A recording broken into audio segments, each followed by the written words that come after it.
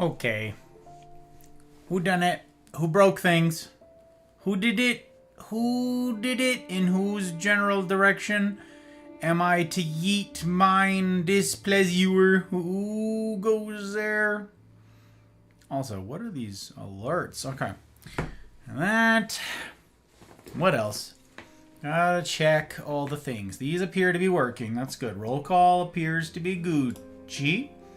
But what about my lurks? I think my lurks are okay.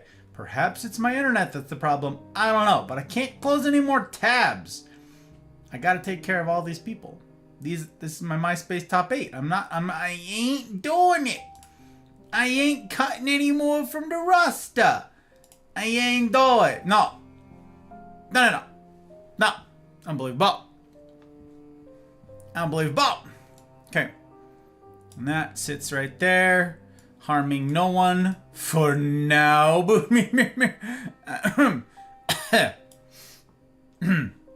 Anyways, okay, let me see here. Let me see. Hi, Mel. Hi, Wild. Hello. Hi, Guts. Welcome. Boom. Good to see you, sir. Welcome, sir. Good. Good indeed to have you. What? No way. I know. It's shocking. It's surprising. Everybody is aghast. I know.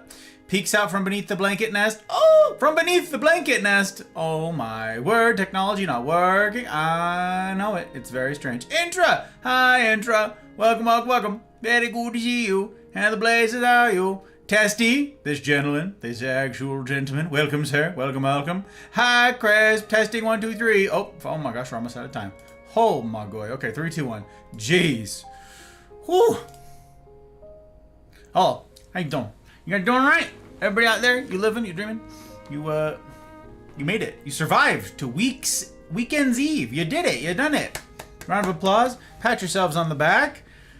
Very cool. Very cool of you, I must say. Okay, I'm still catching up here. Scroll bar. Look at this. All of yo's over in YouTube and Rumble Land. Very excited. And Twitch, indeed. Also Twitch. Hello, Doctor. If that is your real name, it's good to see you. Fox. Hi, Fox. I appreciate the lurk. Means an awful heckin' lot. Waves frantically in hello. Thank you for calling out the good Dr. Mel. Appreciate you. There's the hot bride. Oh, with the bun vibe. Look at the dude. Hi, babe. Hello. Sorry for breaking stuff. Electronics don't like me. Well, that makes the two of us, I fear. Insurance. The guy with the tie. Who go there? That guy with the tie. Unbelievable. Can you imagine the knife of this dude? The knife. It's nuts. Hi, guys. Hello, my dapper friend. Hello. Pat. Thank you for the pats. We take them. Guts with the blinker fluid. Yeah, well, we got to keep the peepers peeping. It true. Because as ever, I can't imagine a worse fate than losing the ability to gaze upon the hot bride. That would be ridiculous. I'm focused. I'm in the zone, you guys. We're locked in. We were locked in. What kind of bug is that? I don't know what kind of bug that is. I'm not going to let it bother me, though. I'm not going to let it bother me. I'm not going to let it be a constant distraction tonight. No, I'm not. Not tonight. Some nights. This is not one of those nights. No. We're not doing it. We're not dealing with it. We're not putting up with it. We're not tolerating that bidnet. We're going to blink. Thank you, guys. Very refresh. Thank you for calling out the hot bride. I appreciate it, Mel. Yeah, very good. Rumble is up. Just not over there yet. Oh, I can be summoned by a new follow. Just saying. Gang. Gang, if you are not yet on Rumble, I would encourage you to give Rumble a look-see. I know most of you have heard me say that before, but tonight I have new fodder as to the reason why. Unfortunately, that fodder comes at the cost. It comes at the cost of a dear friend, Sir Slash. You guys remember how I've told you before what hath befallen Cakes when she was streaming, and then someone, just because they took umbrage with stuff she said, they didn't like her, they just complained to Twitch and then she got banned. Remember that? Just happened to Twitch today in the middle of his stream. Poof! Gone. 7-day suspension. Can't even search for his channel. If you've got him followed already and you look over on the left side of your Twitch and you look for his name where it ought to be, won't be there. Won't be there. You go to someone else's, any one of the derps channel, right? You go to the derps and you go see their recommended streamers, right? His name's not on there. Can't find it. He is invisible. Gone, baby, gone. Because someone complained about something he said. And that complaint went to a robot. And that robot took swift action and suspended his channel based on whatever was alleged. So, yeah, that dude's livelihood. Poof! Gone. So, Rumble. Rumble, y'all. It's, if all else fails, Rumble ain't gonna boot me. You know what I was doing? I told him this earlier. When this went down, I messaged him and said, dude, I am literally, right now, as I speak, editing down a Gus Talk. And I was. I was editing down The Warrior Part 1. Who was there for The Warrior Part 1? Yeah, that was my second copyright strike. My second hard strike on the channel. So, how well do you think it's gonna go, me editing it down and re-uploading it? How well do you think that's going to go over with YouTube, huh? You think they're going to appreciate that very much? I'm going through it right now, and I went through all this stuff. I spelled out in there every legal thing during that stream. I said, all right, this is going to be this visual. This is going to be a shift. This is going to be a change. I'm going to be doing commentary. I'm going to be doing this. I'm going to be making all sorts of noises, and I have to speak obnoxiously over the thing because I'm not competing with the original, because this is fair use. Here's the definition. Ready, set, go. Nope, still got copyright hit by a machine. Appealed to a machine, rejected by a machine. So, now I'm editing it again and making it even more obnoxious with all sorts of stuff over the screen. Speed up, slow down, different things. I literally have fair use in big neon letters across the screen. Big neon letters. Fair use of various sizes and colors. It's all very exciting and flashy, and yep, that's what's going on right now. It actually crashed in the middle of my doing that, enough for me to look up and go, "Gah! It's 7:27." So some sort of divine intervention was like, "You need to push out a go live, like now." Oh, okay, so I did that. Anyways, don't put all your eggs in one basket. If you stream directly to Twitch and uniquely to Twitch, you're one complaint away. Never be one complaint away. There goes your livelihood, like that. So yeah, Rumble. Run Rumble, you guys. There's links in the everywhere. Look. If you haven't given it a look, see, there's a link. You can go look. I'm multi-streaming. I'm on Rumble, Twitch, and YouTube in that order. Because I'm still in the process of fighting 6 copyright battles with YouTube right now. All for things that are totally legit. Stupid YouTube. That'll be fun for the VOD. That'll be fun for the VOD. Yeah. All right, now let me catch up. You need it too? You need the iDrop content, babe? I got you. Very good. If nothing else, I'm reliable about blinker fluid. You are that. And reliable about other things. Communitying, humaning. Too much pollen around these parts. She been busy, y'all. Some nights I stay up chasing in my bad luck. There's lyrics here. Look how helpful that was. Look at the little lyric thing. I appreciate it, Wild. I'll come pin hop right down with a bear hug so Gus can do the drops. That's right. We need the help. Messed up. That's messed up. Probably what it would take to hold me down. That's right. Someone can call me a loser and not lose their account, but defend yourself against that person, against community guidelines. Yeah, it's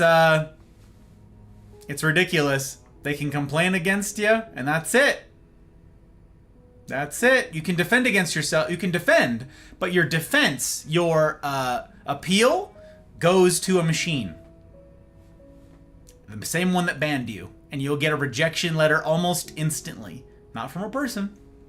It's ridiculous. Hi, Marine. Hi, Upright. Hi, Mafia. Hi, Thump. Hello. Good to see you. Welcome. And the Blazers are you. How's your time zones? Love the tie. I'm glad you like the tie. It's a very nice tie. I'm a big fan.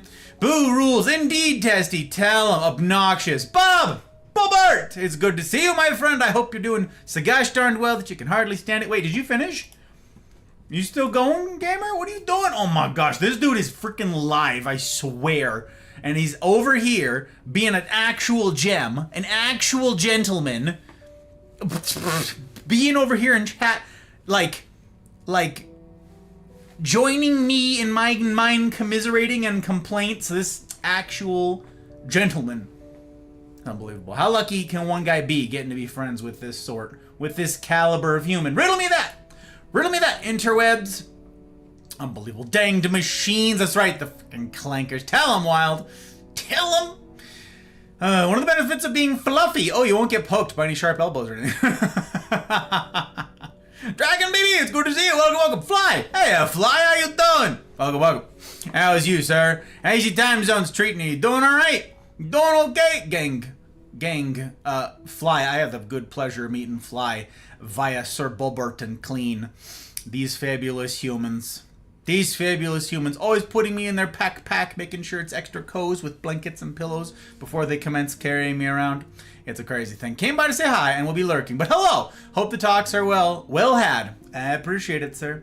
And if you are indeed still playing the scary game, Godspeed, Spider-Man. Good luck. Good luck. You're such a rebel. Cats, plants, fury. Is that Slash? Who goes there? Such a rebel. Cats, welcome. It's good to see you. Hello. Hello. Someone. Slash is like, I'll be around. I'll have a weird name. Oh, me a rebel. Yeah, I'm a rebel for playing video games on the internet, which is what you get copyright hit for. Ugh. Ugh. What the heck's YouTube? That's what I'm saying, Wild. That's what I'm saying. Dragon baby, it's a very good pleasure to have you, madam. A very good pleasure indeed. I appreciate it. Nothing like an elbow to the ribcage or something. Yeah, you don't want that. Hypothetical. Mission is over, and your unit's mission is to return to home base. But you see an old lady with a broken down car on the side of the road. What are we doing? Going to home base? Or rolling up these sleeves and helping the old lady out? Listen. If I'm on mission to get to home base, ain't nothing getting in my way twixt me and home base. My guy. Well, if the aim is home base, the old lady is a distraction. The old lady is a saboteur. Perhaps the old lady, is some sort of, like, interloper. Perhaps the old lady is a ploy. Perhaps the old lady is bait. Because they're like, I see you. And we just go right on over. Nip. Home base. Home base. I'm going to set up home base, you guys. We're going to set it up. It's going to be great. It's going to be cozy. It's going to have pillows and blankets. It's going to be... No. Look at this. Look how freaking cozy we're going to be in home base. There you go, Bobbert. There. That's us. That's us in home base. Look at us. Look how freaking cozy that looks. Are you kidding me right now? No. Wait, aren't you streaming? Wait, I gotta check my lurks now. Now you're making me question whether or not I'm, like... Am I seen over here? No. We got our MySpace top 8. There. No, there you are. No, there I am! You... Oh! Listen! Straighten up my tie. Unbelievable.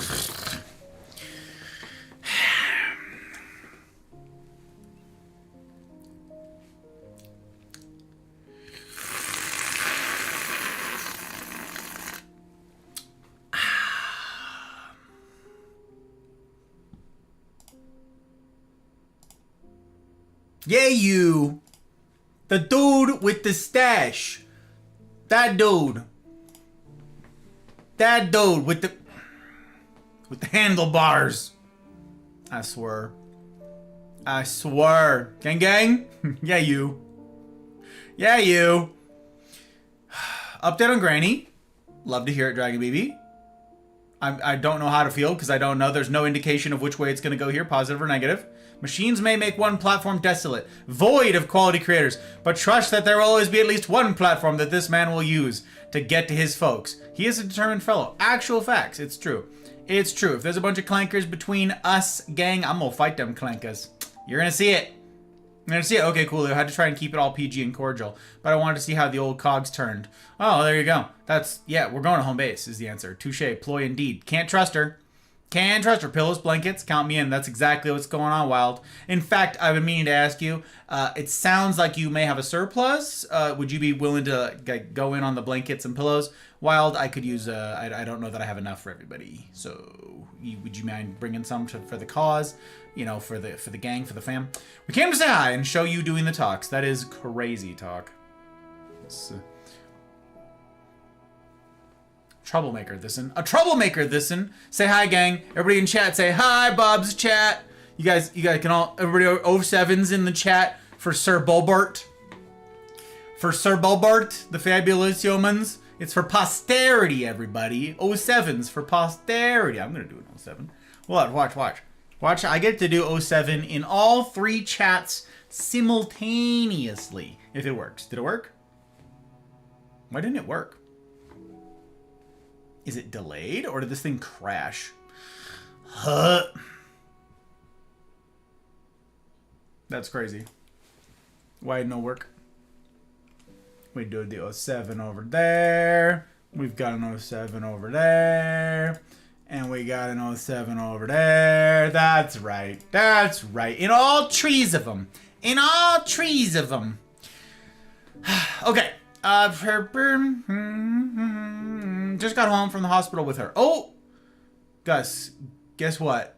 What time it is? Hydrate or dihydrate? Wait, do I have to hydrate? Is that a thing? Did you redeem hydrate? Am I... Where? Did I miss it?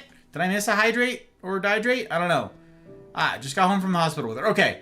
So, this is a good thing. She's home. This is encouraging stuff. Are you streaming? I am. Am I streaming? Are we all streaming? We are all streaming, cats. All of us are streaming.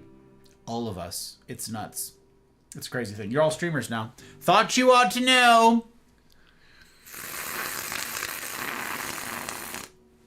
Bunch of pillows in my closet that were failed attempts at finding a good sleeping pillow. Can donate. Excellent, excellent. Anything, you guys, like pile of unclaimed coats, anything that'll make the fort cozy. That's what we're after. That's what we're after. Building a fort. This is the way. This is the way. Thank you. 07s, that's right. I also have a surplus of blankets because I have a problem with loving soft blankets. You and the hot bride both. A cozy hero. Wow, see, not all heroes wear capes, babe. Not all heroes wear capes. Apex pack for me. Oh my gosh. All right. Disappointment pack for Mel. A disappointment pack for Mel. Let's do it. Let's get you good and disappointed. All right, gang, as ever, the disappointment packs are on a cooldown because you get those on Tuesday in it when we're going to go play the game where the lower extremity of apes, I believe. Yeah, the aping of legs. That's what it's called. That's what it is. Aping of legs. So, we're going to do that then. We're going to do that then. Okay. She broke her ankle. Oh, another fall? Another fall, Dragon BB? I'm sorry.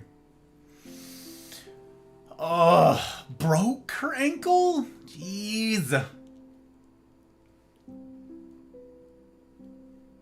Was she fighting crime? Granny, you know you can't fight crime like you used to. I'm sorry, Dragon BB. I'm sorry, that's lousy. That is lousy.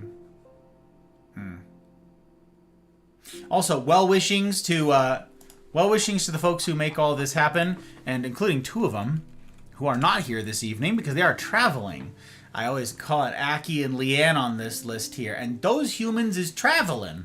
Those humans is traveling. They're going to a concert. Going to a concert this weekend, so safe travels to those toes.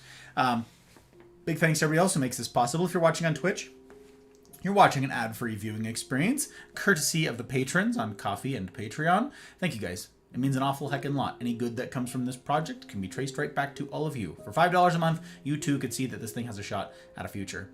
In particular, I'd be remiss indeed, if I didn't call out the patrons, the public patrons. These are the folks who took their support to the next level.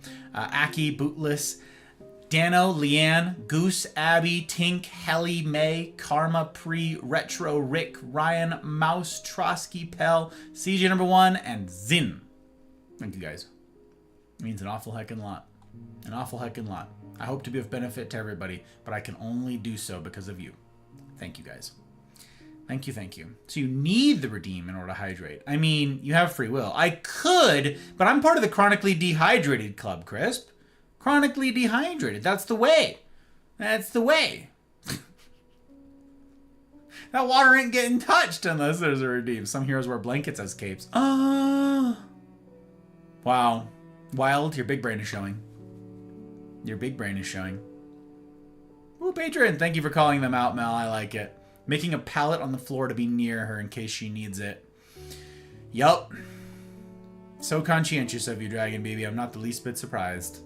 It's very kind. Very loving. Very loving. But,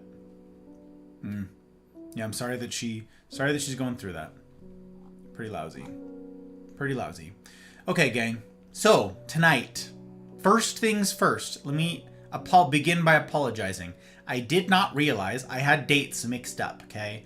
I thought it was the last weekend of the month. It turns out it is this weekend. Hupbride and I have, like, a concert thing that we're going to here locally, but it's like a multi-day concert thing. We're going to that tomorrow and Sunday. So I thought that I had at least a week here. I do not have at least a week here. We both had the dates wrong. So Hot Bride found out today that, nope, that is this weekend. So I've been saying that I was going to be resuming playing Space Marine 2 tomorrow night. I will not be. I will not even be here. So I have a date. I have a hot date with a hot bride. And yeah, so apologies. I will be unavailable Saturday and Sunday, which is crazy. It doesn't start till later in the day, but in that case, it obviously interferes with stream. So yeah, I won't get to resume the Anything But Apex lineup until the following Saturday. Apologies now. That's egg on my face. So sorry. I haven't even gone into Twitch yet. Like, this was new information. Like, Hot Bride got this tea to me not too long before live here. And I'm like, oh, like, you know what? As a matter of fact, I'm going to go update the schedule on Twitch right now to show that tomorrow I'm not around. Schedule, edit schedule, edit. That and that.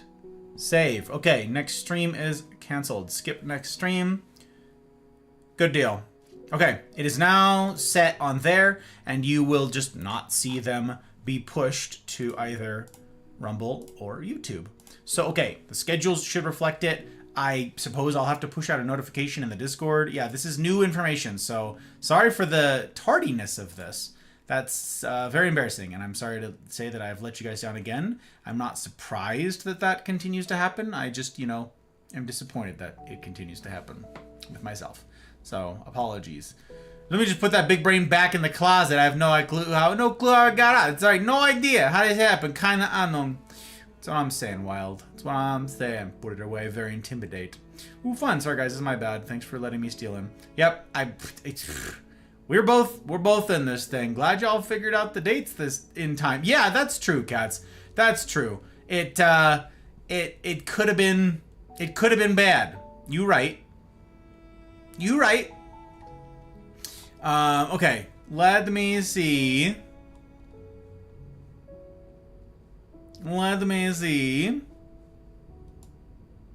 I did not mean to click on that. Oops, I almost just broke something. Don't break things. Holy cannoli. Okay. Shush. Yeah, that would have been pretty sad if we had missed it, cats. If it just would have been over. And then, like, surprise! We got plans for next weekend. It's like, welp.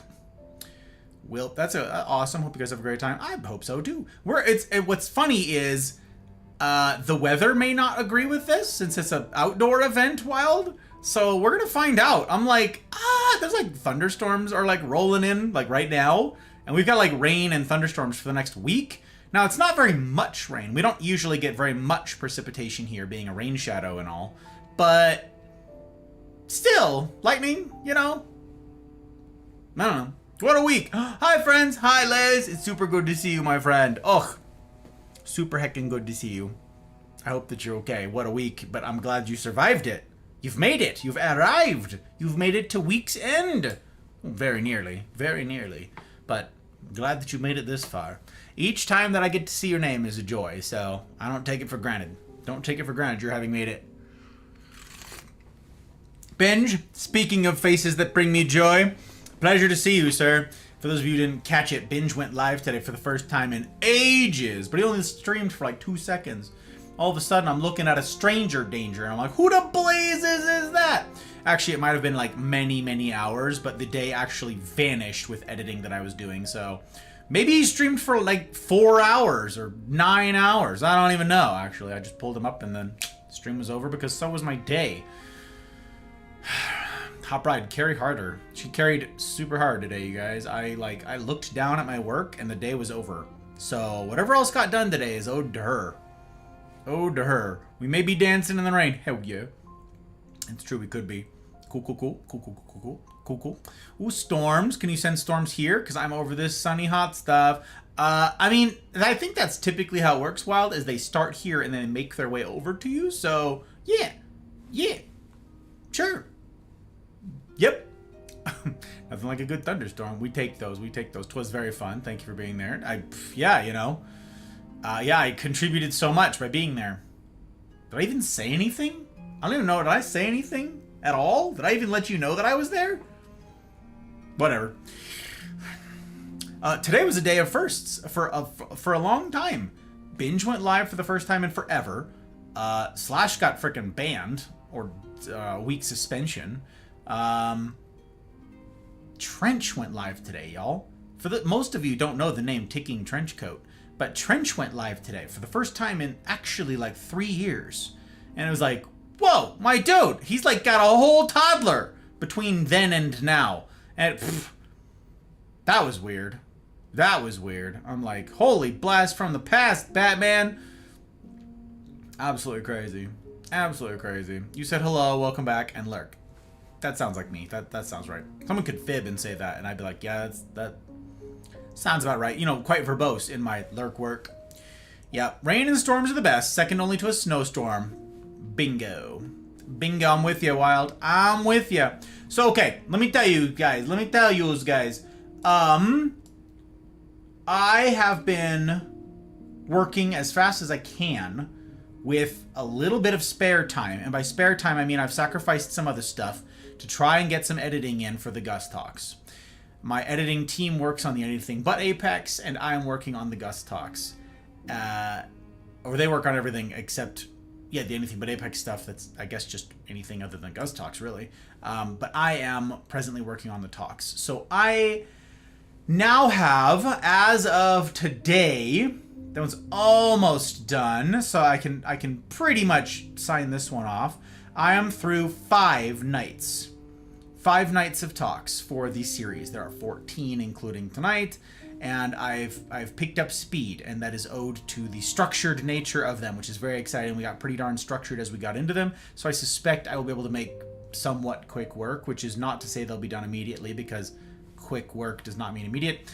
That will be soon, TM. Get to work on through those edits. Tonight, however, is going to be an obnoxious thing that is a stick in the spokes of my wheels here, because I did not get to structure this one. My time was not my own, I'm afraid, this week, nor the end of last week, and so I'm going to be struggling very much to edit this thing after the fact. You guys are going to get a classic Gus Talk, a callback to how it all began with the talks, which is basically me, an idea, a couple bullet points, and a stream of consciousness in the form of drivel, incomprehensible drivel.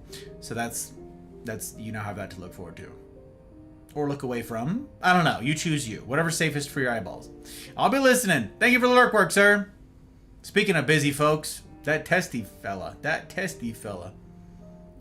Working like a madman. It was very freeing, very warm to be back. Oh, now I get to watch Gus for the next couple hours. Happy days. Wow, wow, wow. Wow. Oh, wow. So, tonight. Okay, here's the deal. Whew.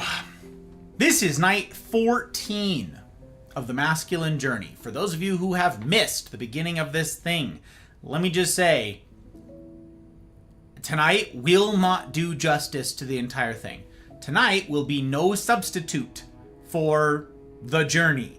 And if the mindset of someone, anyone out there, who's maybe been privy to what all's been going on and knows that we've been progging this journey, has said, I don't know, I'll wait for the wrap-up. I'll wait for the TLDR.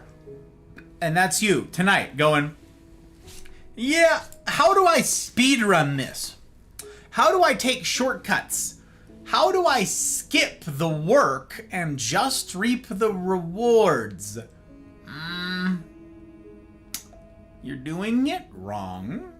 And by it, I mean life. I mean life.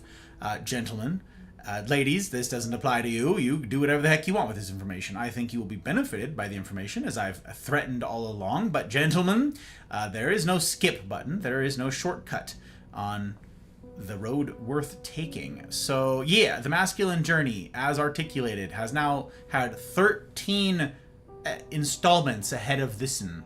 So can't recommend highly enough, as apparently I say a lot, because having just gone through all these edits, I said it at the beginning of all of them, is can't stress enough, very important. Go back, watch them, listen to them. And then I chopped down not too much, but I did make them a little bit snappier. And I, of course, cut out the intro, which will include all of this yammering, probably. We'll see. What do you think, future editing Gus? You tell me. I'm not going to put a funny graphic in here. Matter of fact, I'm probably just going to cut this out entirely, so I don't need to have any fourth wall interactions whatsoever, because it's too complicated. Too complicated for my small, smooth brain. Also cut out the outros and everything, so they are very, like, the video starts up, to the point, and then it ends, and out. Like, that's the videos. They're very cut and dry. They are not posted yet, so if you're looking for those, they are not yet posted, but soon, TM. In fact, I'm thinking that I want to start uploading the Gus Talks after this next game is finished uploading to Rumble. And then, you know, subsequently YouTube after that. But yeah, every single video that hits YouTube is getting copyright hit, and I have been shadow banned on YouTube. Like, officially shadow banned on YouTube. Well, okay, there's no such thing as an official shadow ban. It's called a shadow ban. I'm shadow banned on YouTube. None of my stuff is getting in front of anybody's eyes. People aren't getting the notifications, and then no one else is seeing them either. They are burying all of my work, because every single thing is on a 30-day cooling off period. So, you put up a video, and it says, ooh, no, sorry, that's no good. Copyright, you see. You can still publish it, though, while we review your appeal. And then they just ban all access to it. And then once the machines are done reviewing or not what it is you put out there, 30 days later they go, oh, okay, the ban has been lifted. The ban not ban has been lifted. You're free to now have your video monetized. Oh, that's right. You posted it a month ago.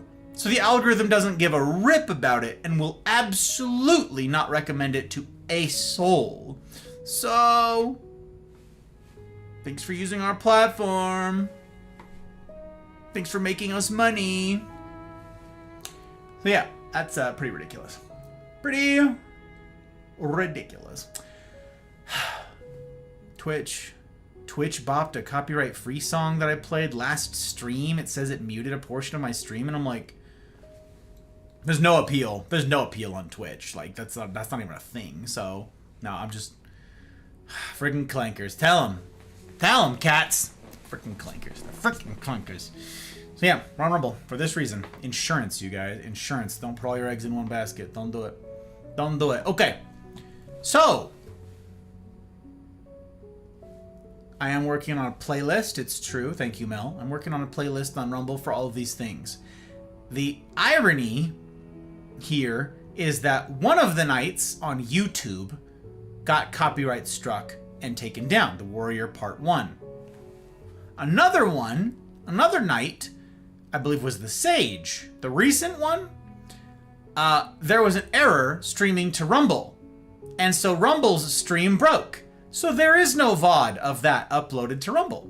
So I'm going to have to upload the full VOD to Rumble as like a premiere, as like an actual upload, just so I can use it in the playlist. Just so I can then later upload edited versions of all of those videos and create an entirely new playlist to supplant the old. It is... Gotta go in a few minutes, so I'm saying goodbye now. Polite hugs to everyone. We take polite hugs. We take those. I appreciate you being here, cats. It means an awful heckin' lot. Sorry that all you heard was the mouth breathing in all of this time, but I'm grateful. Grateful all the same. It's a pleasure. So, gang, tonight we conclude a series that I thought would be simple enough. I told you guys about 10 books. I want to say it was 10 books, but it was more like 9 books and like a ton of online articles and stuff like that, like ages of them. And so in my brain, I'm like, all of that is roughly equal to a book. So I say 10 books. I thought, yeah, okay, I got the gist of this. I've been challenged by these books. I've been challenged on my thinking. And I think I've got the structure. We have the journey itself. We've got the advancement. We've got the years. We've got the stages. I've got the broad strokes of this thing. This won't be too tough. So here's an irony. When this began, back in March, the very beginning of March, I believe. Might have been the end of February. I said, all right, we're going to wrap this up in about 6 weeks because here's what else I want to get to during the year. Here's the other things that I want to get to. Best practices for a whole bunch of stuff. Turns out this was much more complex than I thought in terms of delivery. Yes, I can read all of this material, and I did. Just freaking tons of it. Mountains of it. But I've been doing this a while. I've been studying this stuff for a while. Presenting the material in a somewhat concise manner. Some of you are like, there's nothing concise about you, Gus. There isn't now, nor has there ever been. Believe me when I say what I have delivered is concise compared to the alternative. Compared to the reading the 10 books. You can go read the 10 books, have fun, knock yourself out. There's lots of material written about this. You could just search the masculine journey, growing up as a man, from boy to manhood, whatever you want to search, you'll find all books, so many books written about it. Go knock yourselves out. It's a ton. So trying to make it concise, useful, shareable, digestible material that we could then discuss has been no small feat. And that took far more effort to distill and compile than I expected. It is also worth noting that it was in this series that I decided to start structuring my talks much more rigidly for the benefit of future Gus, who's doing the editing. Okay? Historically, it's very difficult for me to go back and edit those old talks, and that's because I bite down on something like a dog on a bone. I get on an idea, and then I start riffing on it, and you just get that stream of consciousness. See tonight. And then I go rabbit trail, rabbit trail, rabbit trail, rabbit trail. And when I get to editing, I go, wait, I started this idea, and it just stops right here. Do I ever pick up that thread again anywhere else down in it? No, I don't. All right, so what do I do with all this? Delete it. So it's, okay, I'll change the timeline color to this to indicate that I was talking about this. And then one's going to be in purple, this one's going to be in green, and then I'm going to... But these don't. So I made a very conscious effort to do for the first time in the channel's history, to make everything super rigid in its structure. And that is evident in how long it took me to compile everything and to distill things, and then to finally deliver things. Yes, it has made editing on the front or on the back end much easier, but that time on the front end was wow. So tonight is ironic for a different reason, because I have spent an enormous amount of time trying to compile information for tonight to no avail. Because as I said in my go live this evening, these are already distillates. How do I distill down something that is itself already, like, that is the distillation? I'm trying to give a nugget of a nugget. So I wrote a whole bunch of stuff out, and I ended up being like, well, I liked the way that I worded it in that talk, so I can repeat it. Or I can just tell people, go watch that talk. You should go watch the whole talk. So instead, tonight, I'm going to be giving a brief overview of everything. I have a few remarks to make, but mostly I want to answer questions. If there's something that's been bugging someone, if there's something that's confused someone, I want to add clarifying thoughts in here that I might be able to use in the edits. If I go back and I can actually amend things with more information if needed. So I do have some thoughts, and I will be getting to those presently. So I don't know that there's much of a formal timestamp sort of thing going on, but I guess this is where that would be. So brace yourselves. Brace yourselves. The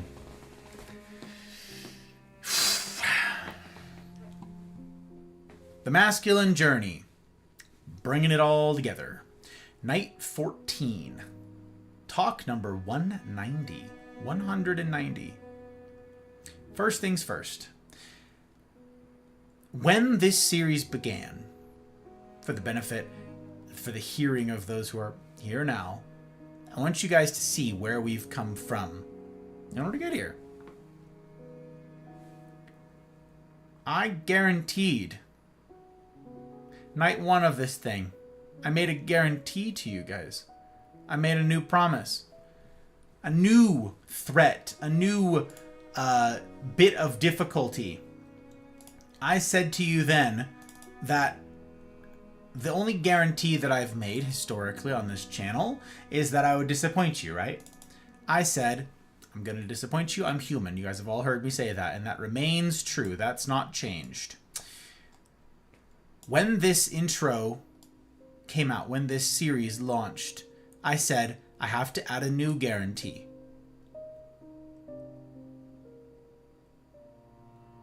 I said, this time it's not about me, it's about what I'll be teaching. Are raids staying on? Oh, good question. Good point. No, they're not. Thank you. And I gotta turn on the banner. I gotta turn on the banner. I gotta turn on the raids. Thank you, thank you. Thank you, thank you. Raids disabled. Save. Alright, bet.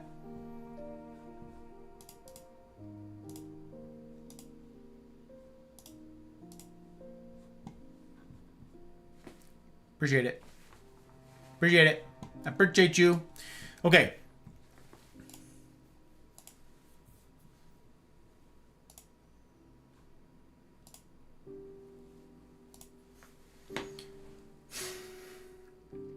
So I said then, way back when,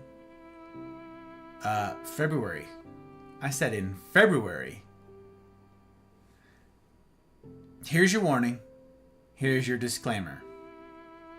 The one guarantee I've always made to you about myself is that I'll disappoint you, yeah? Well, this year, I said, I'm adding another guarantee. Only this time it's not about me, it's about what I'll be teaching.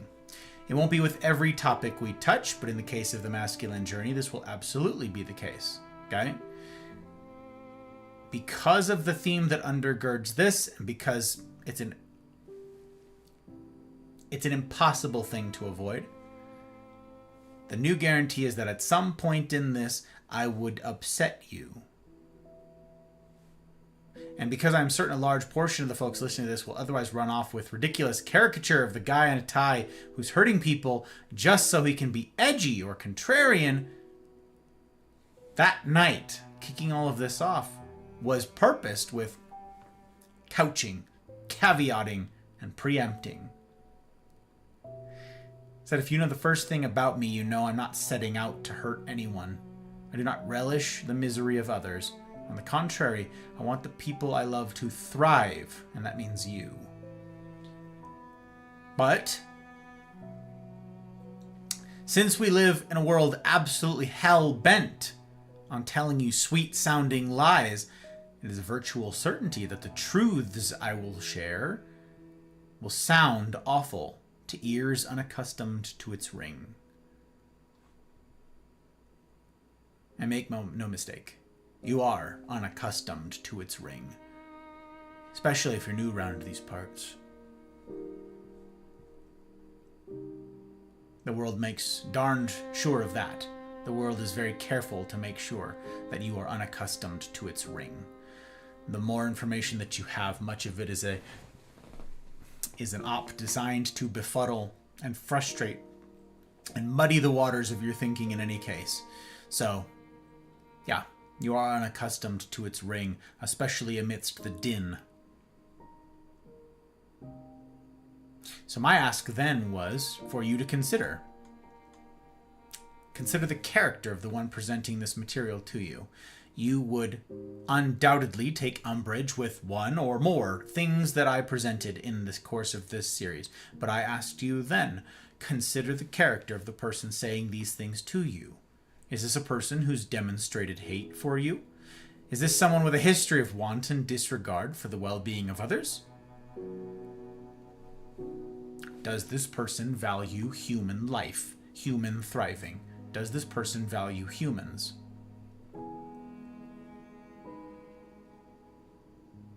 I encouraged then that you take seriously, that one takes seriously the idea that this is a skill. The skill of being able to discern this about another person. A skill that takes practice, again.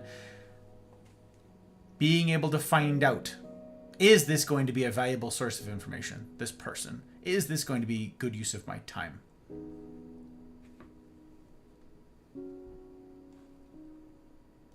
I read to you then a quote from Way of the Wild Heart that brought the problem into sharp relief. A boy has a lot to learn in his journey to become a man, and he becomes a man only through the active intervention of his father and the fellowship of men. It cannot happen any other way. To become a man, and to know that he has become a man, a boy must have a guide, a father who will show him how to fix a bike and cast a fishing rod and call a girl and land the job and all the many things a boy will encounter in his journey to become a man. This we must understand. Masculinity is bestowed. A boy learns who he is and what he's made, a boy learns who he is and what he's made of from a man or a company of men. This can't be learned in any other place. It can't be learned from other boys, and it can't be learned from the world of women.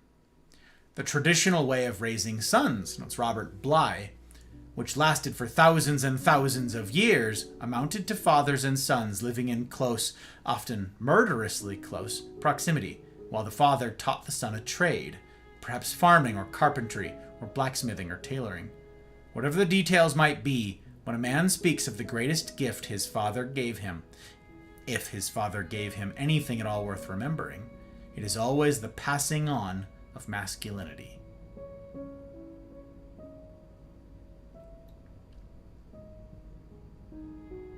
I said then that the storms of life will test you, and that they indeed already have. How else do you explain all of the fear, all of the doubt, all of the uncertainty that you have in your lives? This series was indeed for each of us. No one is immune from the import of this. No one gets to say, it doesn't apply. None of you, gentlemen. To varying degrees, each of you have been stunted in some form or fashion in one or more of these stages. I used an illustration then that is worth repeating about the locomotive tracks. When you are young, you have no control over your life. You're a child. Things just happen to you. They just happen to your world. And you don't get any say in it. Right? Things just happen by virtue of which adults you have around you. What caliber of adults you have around you. In the beginning, a lot of things can go wrong. And they very often do, as we spoke to when we get to boyhood. So those tracks of your life can get all sorts of mangled up by the adults, or the so-called ones. I said then that your life, your maturation, your well-being, your peace, your prospect for a prosperous future is like a locomotive. Okay? You've got the train engine sitting right there on a starting bit of track, and it's all sitting there nice and pretty. And the course of your life is about laying track in the proper direction to continue life meaningfully, to continue life well. Now, when you are brand new baby born and you don't know how to do anything, you're not the one laying tracks in your life, as it were. The adults are. This would be the case of your father. And if you didn't have a father, or if he was an absent father, or if he was an abusive father, if he was just a piece of... then these tracks are going to be all sorts of mangled. The thing is, like a train, there is no off-road version, okay? So you can pick up pieces later and continue to lay track. But that locomotive is not going anywhere. It's stuck back where it started. Back wherever the tracks got mangled or incomplete, okay? If you had a stage of your life that was abused, mishandled, or skipped, ignored, neglected, then there's a whole bunch of missing track. So you can work furiously in your later years to lay more track, but that locomotive ain't going nowhere. You need to go back and repair the track that was broken. That's what the purpose of this was. At least that's one of the purposes. I noted then something critical when we got into boyhood. I said, yes, much of this happens to you. You don't have a say. You don't get a choice. You're just a victim of the world, of life, because the adults get to decide how well your boyhood is going to turn out. So, several people went, yep, you're right. My life is pretty terrible. My life is messed up. The adults in the room did a terrible job. Thanks for that, Gus. Thanks for pointing out how bad things were. Yep, that's great. That's what I needed. And skipped all of the rest of it. And it is important here to highlight something that I highlighted then. The purpose of going through the material is not necessarily for you. Yes, it's of benefit to you to learn that this was indeed screwed up. Yes, it's of benefit for you to hear, wait a minute, this is how it's supposed to be? Yes. That's how it's supposed to look? Yes. Mine doesn't look like that at all. Bingo. You nailed it. Good job, Sherlock. You did it. That is indeed why your life is screwed up, because they messed up some stuff. That's right. That's of some benefit. It's true. Perhaps you don't know. Perhaps you didn't know that there were mistakes made. Perhaps you didn't know that the tracks are messed up. There is some benefit to learning this, yes. But there is far more benefit in understanding a theme that we'll return to. That this is not chiefly for you. It is for the people in your life. Many of you, most of you, should be all of you, since this is an 18+ channel and community, have young people in your lives. As this is the masculine journey, I'm chiefly speaking to the upbringing of boys here, but this applies to young girls as well, okay? You, the adults, have a responsibility. And the reason that so many of you have stories of having been screwed up and messed up as a kid, the reason so many of you have so many mangled tracks back near the beginning of your line is because the adults in your life did not take this sort of thing seriously. The adults in your life said, not my kid, not my problem. Or, I didn't want the kid, not my problem. Or, kid was an accident, not my problem. Or, I didn't sign up for this, not my problem. All I wanted to do was fool around a little bit, now I got a kid, not my problem. The adults are the ones who took all of this sort of material and went, thanks for pointing out my problems, and then did nothing else with it. So my challenge to you then is the same as I challenge you with now. This is not about you. If you've got young people in your life, they need you to take this seriously. Whether you are the father, grandfather, uncle, coach, mentor of some kind, drill instructor, whatever the hell you are, if you've got young people in your life, you're the one, at least in part, responsible for laying track. And if you are the father, you need to take this very seriously indeed. Unless you want just a repeat of what you've gone through, unless you just want the cycle to continue, unless you just want more of the terrible, unless you want your progeny, unless you want your progeny at some point complaining about how you messed up their tracks, and then going, well, life sucks and then you die. So, we gotta take it seriously. For others. Yes, I hope it's of benefit to you. But as terms of this boyhood business, this is for others. I said during the Boyhood series that the chief part of this, the chief thing to get right, in going into this series in the first place was to be steadfast in paying attention to it, to be courageous. I called courage the price of entry to this. I said we live in a time of fools and cowards, where boys in men's clothing run our companies only to enrich themselves at others' expense. Where man-sized boys run our institutions only to abuse their power and leave the next generation reeling.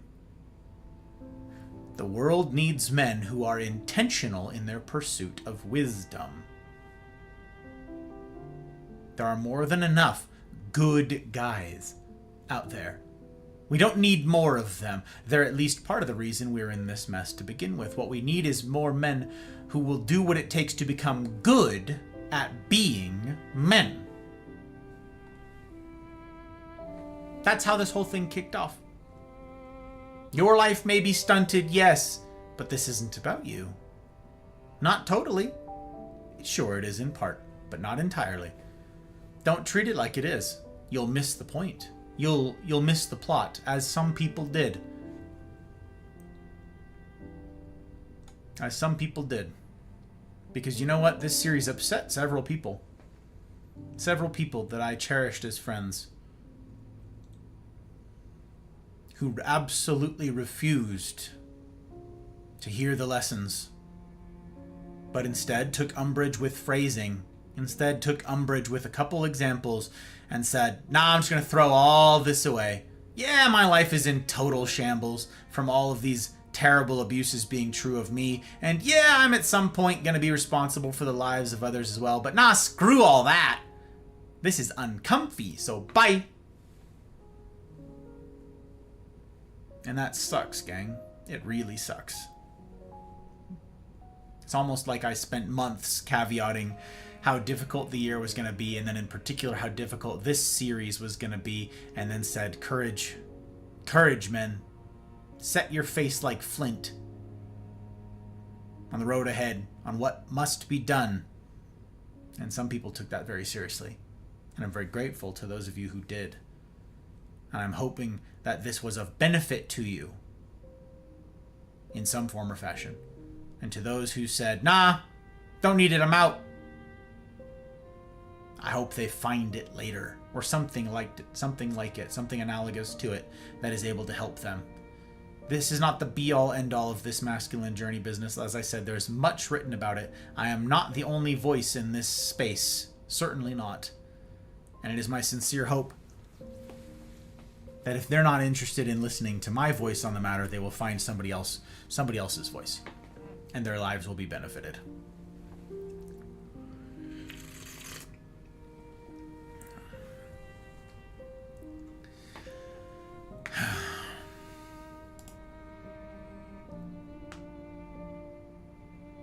That's how this all began.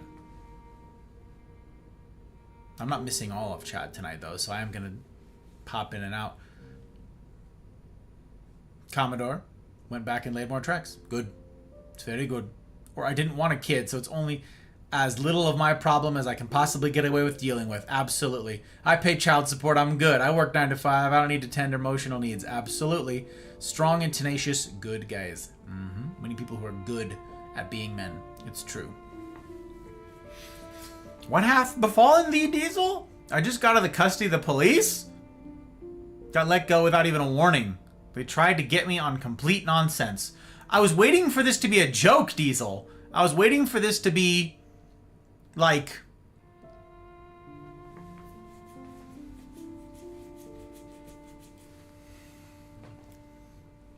I was waiting for the punchline. You actually got locked up. You actually got cuffed, huh? Wow.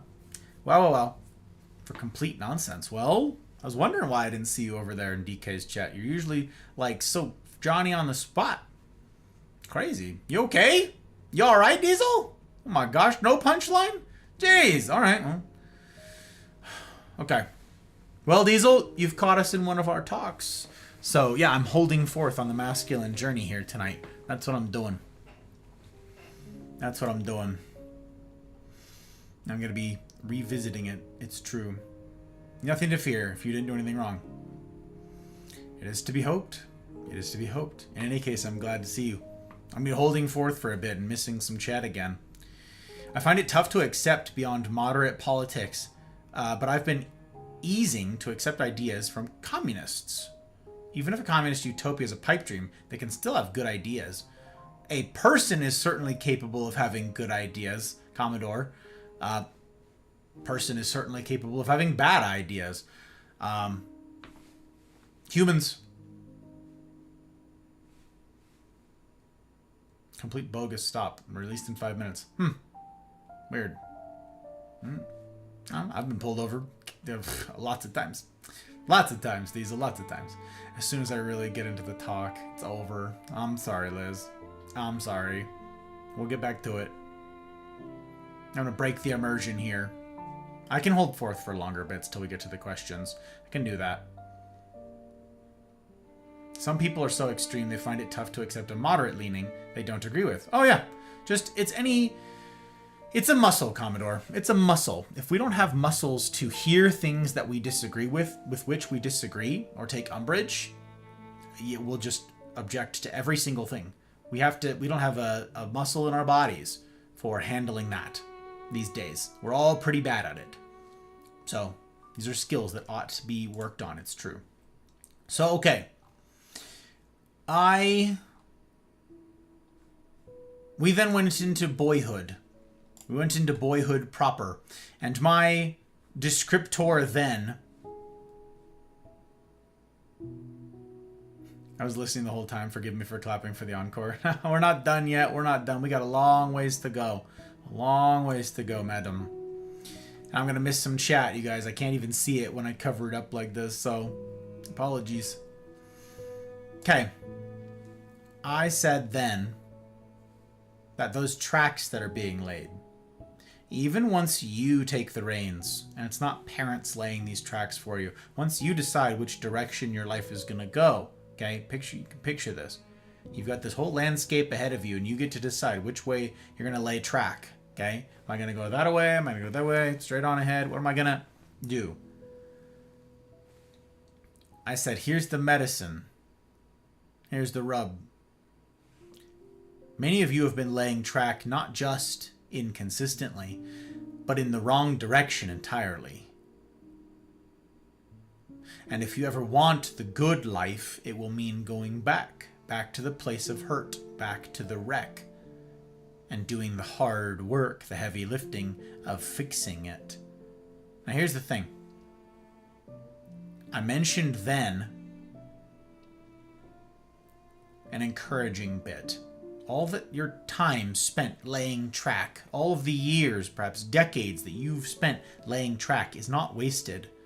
Yes, your track may be in shambles. Yes, it may have a bunch of gaps in it. Yeah, it may not be the straightest, sort of track, most professional laid track ever. But as you've done life, you've learned some skills. You've learned some best practices. You've learned how the right way and the wrong way of laying track, yeah? Those skills are transferable. So when you go back, when you do the heavy lifting and go back to a section of busted rail, you now know how to work with rail. That's excellent. Those skills are transferable. You should be able to figure this out. Maybe make the track even better now. Okay? For everybody else, best practices, as described, include doing this right the first time. Best practices are that track having been laid expertly the first time, such that you don't need to go back. Everything is a trade, y'all. Everything is a trade. Your time, your energy, your attention, your effort, all of that you've got right now, it isn't limitless. So if you spend any amount of time right now going back to solve past problems, going back to correct past mistakes, that's time taken away from what you could be doing right now. That time you don't get that time back, okay? Everything costs. So best practices are that this was done right the first time, such that you don't need to go back.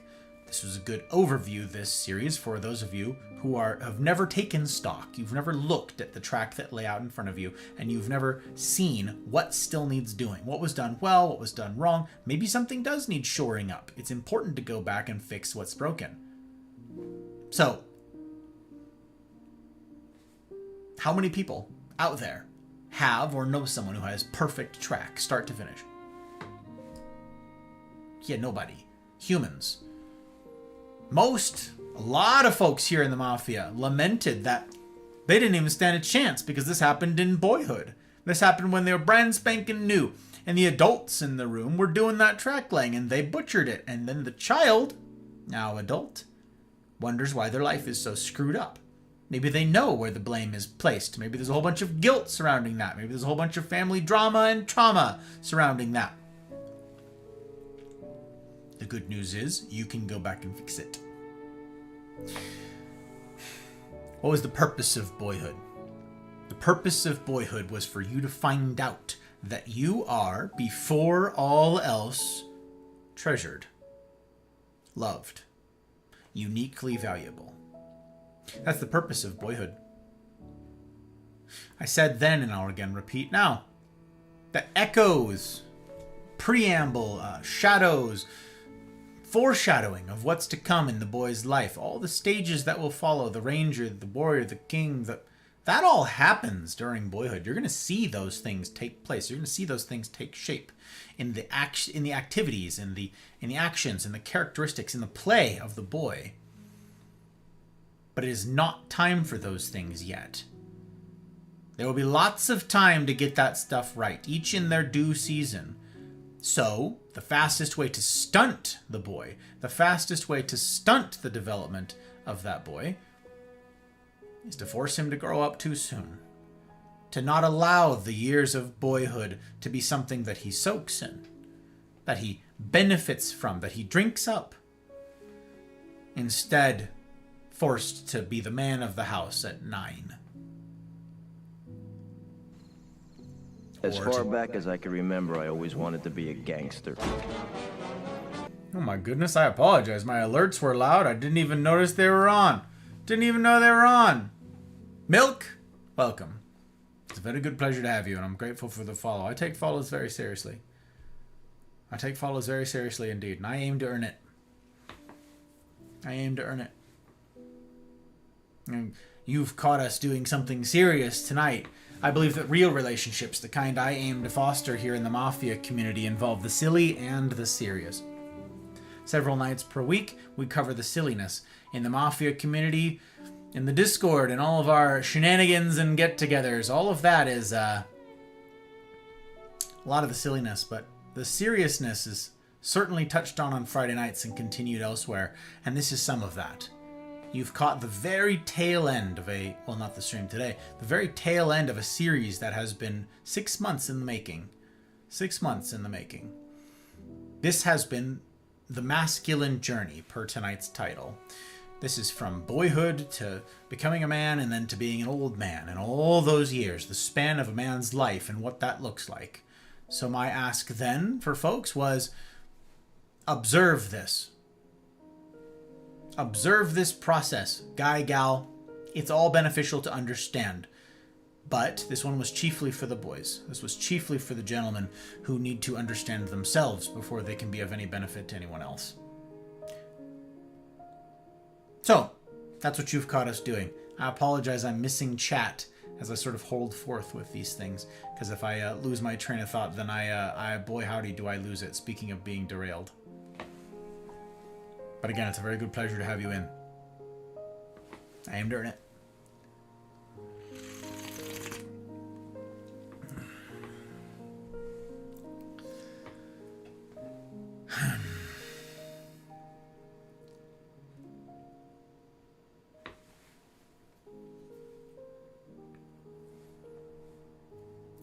The chief takeaway, the key takeaway, integral to boyhood, is indeed to learn that you have value before all else.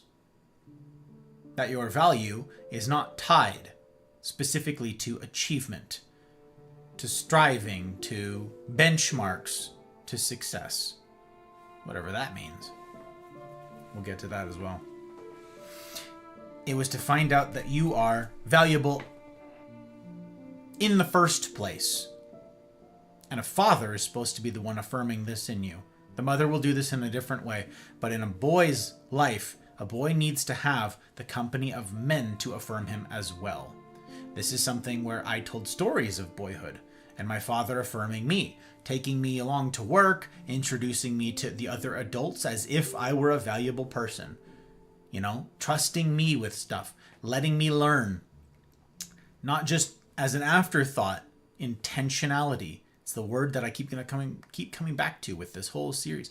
This takes intentionality. Very, very little of this will happen on accident. Very little. You have to go out of your way. I'm going to say that like intentionality. In case you've heard this word too many times and you're numb to it, I'm going to beat this dead horse, okay? It means going out of your way. It's not going to happen on accident. It's not going to happen on this road that you're just wandering down. You have to go out of your way for these things. You have to set aside time for these things. You need to be inconvenienced for these things. You have other plans? Too bad. Now you've got new plans. You've got a boy in your life. You've got a kid.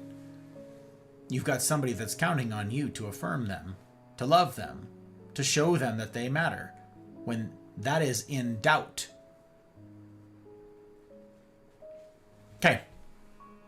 You make it out of boyhood. What's next? What's next? The Ranger. We talked about the Ranger, and I made the claim that this is the most important stage. That differs. I differ here from the authors who wrote on all of this sort of business. From all the various authors, they've got different ideas of what the most important stage might be. But I believe that the Ranger is. Because, I said, of our demographic. Because of the Mafia community here. Most folks here fit the demographic of either a Ranger or someone who didn't finish the Ranger stage well. Someone in their late teens, early 20s, into their late 20s, into their early 30s, and they've not completed this. Because the central question that was asked, I said then, that as a boy begins on the road to becoming a man, there are key issues at stake. He first needs to know that he possesses a genuine strength, whatever that looks like. It'll be tailor-fit for him, okay? The hand he was dealt and his disposition, all that. But the second foundational takeaway from his journey is why the first one matters. It's to have great strength, to know this about yourself, and you'll suffer the rest of your life without it. But you'll still forever lack peace unless you learn who that strength is for. That strength, your ability to face difficulty, to come out on the other side of it, is ultimately not for yourself, but for others. When you are a Ranger, there's a question at the heart of each of you, and you've probably not heard it explicitly. No adults in the room are putting it to you explicitly, but it is the question at the heart of every Ranger, starting at around 11, 12, 13 years old, is do I have what it takes? To do what? To do all manner of things.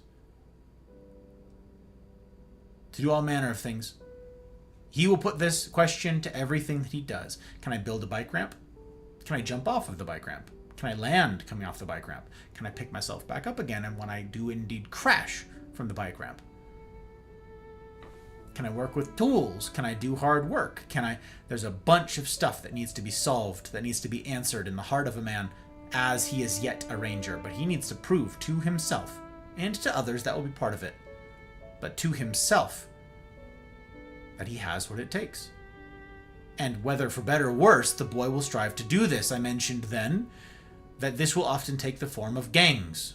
If you don't have a father figure around, if you don't have the company of men to point you towards something real, something valuable, if you don't have wise counsel, wise voices in your life to direct your efforts, to direct your energies, to direct your angst toward, you'll glob on to wherever you can find it.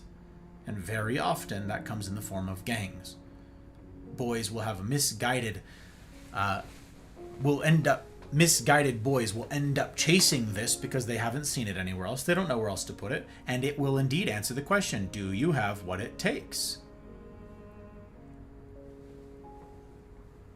You can answer the question just as well with, do I have what it takes if I'm going to hang with this gang? Do I have what it takes to steal? Same way that you could say, do I have what it takes to help out someone in need? Do I have what it takes to be vulnerable enough with another person to talk to the girl? And risk. Risk embarrassment. Risk ostracism. Risk rejection. There's a lot of things the boy needs to answer that question about. Do I have what it takes? Now, I concluded that talk by saying that the ultimate goal of this is indeed to find out whether or not you have what it takes as it relates to others. You need to answer this in your heart for yourself so that you have the requisite confidence to be of benefit to anyone. My posit was this. If you've not answered that question, if you've not answered, do I have what it takes, you won't be any help to anyone. No matter really what age you end up at. Because you don't think that you can be. There are so many uncertain men in this community and others that wonder, oh, I don't know if I really have anything. I don't know if I bring anything to the table. And you're just filled with self-doubt. And that holds you back from being an actual benefit to people. Because you didn't answer the question. A lot of naysayers in one's life prevent you from getting this question answered. A lot of hovering mothers, a lot of helicopter parents just want their baby to be safe. And in so doing, they stunt your development as a ranger and then as a man. We then went to the warrior. The warrior comes next.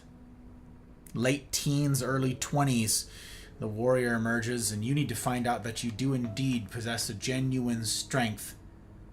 You need to prove to yourself that you can do hard things and that you can work hard.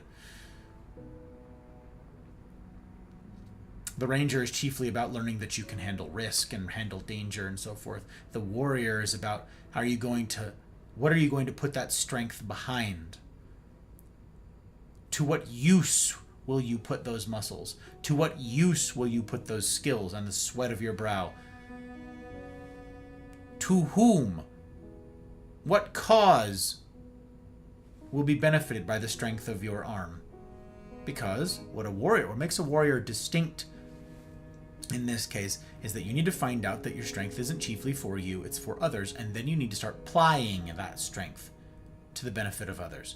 I talked about a warrior a lot. I talked a lot about the Marines. Talked a lot about the Marine Corps here and how they've done a lot of this right. You need to get a lot sorted as a warrior. That doesn't necessarily need to be specifically fighting, but it does need to be in the physical sense, in the tangible gunfighting sense, in the pugilism sense, okay? But it does need to be a sense. Fight for something. I said then that the hot bride fights for the well-being of the patients that she's worked with. And that same goes for you guys. Educators out there fight for the futures of their children. Parents fight, hopefully, for the futures of their children, for the well-being of their children, for the growth and development of their children. Fight. So, you need to find a cause. That's part of this warrior thing. Insofar as you refuse to find a cause, insofar as you refuse to develop your strength, your ethic, to do hard things for the benefit of others, you're doing life wrong. And you know it, and you'll see it. You'll see this borne out for the rest of your life. If it's just about you for forever, you're doing life wrong. That's not going to change. I don't care how much money you've made. I don't care any of that stuff. You're doing life wrong. And look around. It's evidenced by that caliber of human failing as they have. I balanced the warrior next with the lover. The lover starts around the time of the warrior. It's awfully close. But I encouraged men to get right the things of the warrior, the spirit of the warrior first, before going into the lover. You need to get a lot of that notion in your brain, drilled down into your marrow of, my strength is not for me, it's for the benefit of others. Before you bring a gal into the world, before you bring her into your world, before you bring a lady into your life, because otherwise you think that this person is here for you, perhaps? This is how people use and abuse in relationships. This is how people get all sorts of things twisted about relationships. Your first round of dating as a teen and all of that, you're figuring out confidence and type stuff. Yeah, sure. But you are not really marriage material until you've figured out a lot of the warrior stuff. Because how will you fight for your family unless you know this? Unless you've got these questions answered. Unless you have a pretty good handle on what it's all about. On what you are all about. So the lover. I spoke 3 nights about the lover. Because the lover was so complicated and because I was so inept for it. In many ways. We spent a lot of time dwelling on, and I spent a lot of time wrestling with the idea of a warrior poet. You guys remember this? The warrior poet. Those two seemed contradictory to me, but no. There was that ancient Celtic phrase, never give a man a sword unless he has first learned to dance. I juxtaposed the pure warrior with the lover. These two counterbalance one another. I highlighted then the Uruk-hai from the Lord of the Rings, the Two Towers specifically. Talked about the Uruk-hai, showed you guys some pictures and all that. I said, that's a warrior. It's just strength. Just unbridled strength, untempered by anything good. The lover, on the other hand, sees the beauty in the world worth fighting for. I asked then, what if the Uruk-hai won? What if the ending of the Lord of the Rings and all of that, and the battles for Middle-earth ended a different way and the orcs would have won? What then?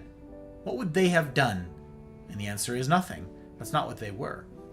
They were elemental, the orcs. They were pure hate and strength. They were just warriors. Not balanced by anything else. No countervailing point. No counterpoint to them. No love.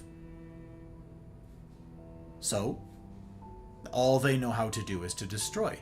That is certainly true of a lot of my number. Marines.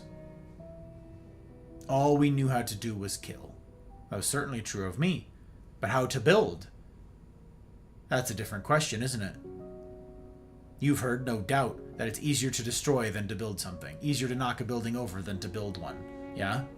That's certainly true here. So the question that I posed in the lover portion of this series was, what are you fighting for? What beauty in this world are you fighting to preserve, to protect, to lay the groundwork for? What legacy of beauty will follow you and your efforts, if any? And this was very tough for me because the answer to my own question for me was, I don't know. I didn't know how to articulate it. I certainly didn't have a great track record of this going all the way back. Who is your strength for? And for what purpose will you wield it? Now, my encouragement also was, a place to put this strength to use is, yes, in a marriage, in a very serious relationship, where you can provide, where you can care for, where you can protect, where you can fulfill these roles, where you can serve another, because that's what your strength is for. Not to wield it over people, but to demonstrate and exercise meekness. I didn't spend enough time on this then because I spoke to it elsewhere. Meekness does not equal weakness. I had a whole talk series on this, incidentally, years ago now. Meekness does not equal weakness. Meekness, the word meek, means power restrained. Strength restrained. The visual for this, the term that's used, is with draft horses. Big, giant, powerful, muscly horses. These huge monsters that are capable of incredible strength. Incredible! But they're restrained. They're harnessed. That strength is harnessed for a purpose. To pull something. To pull people. To move stuff. To do heavy lifting. That's meekness. I asked what women want. And the answer was, monsters. That's evidenced in all women's reading, all romance novels going all the way back to time immemorial. Women want monsters, but there's a theme to every single one of them because women don't want abusers. Women want monsters that are then tamed. The theme is ubiquitous in all of these novels. Whether it's a werewolf, a pirate, some sort of criminal, something, whatever. It's the vampire stuff is always power restrained. The Beauty and the Beast is this. The Beauty and the Beast is this spelled out. There's strength, and then it's tempered with love and with kindness. That is power put to a good purpose, not just wanton, not just reckless, not just wantonly ruining things or destroying things or harming people, hurting people. Power restrained. That's the counterbalance here, is a man who has strength. In some form or fashion that will be unique to you, yes, because not all men are built the same. Not all men have the same dispositions and the same personalities and the same proclivities. But strength that you've tempered, that you've earned, and that you continue to earn. This warrior business will follow you most of your days. Even after the strength of your arms has left you, you will still have battles that need fighting. You will not get to fight them as vigorously, perhaps at 70 as you would at 20 or 25. But there will still be battles that need winning. So, learn who the strength is for, and then ply it. Ply that strength for the benefit of others. Next came the king. The king.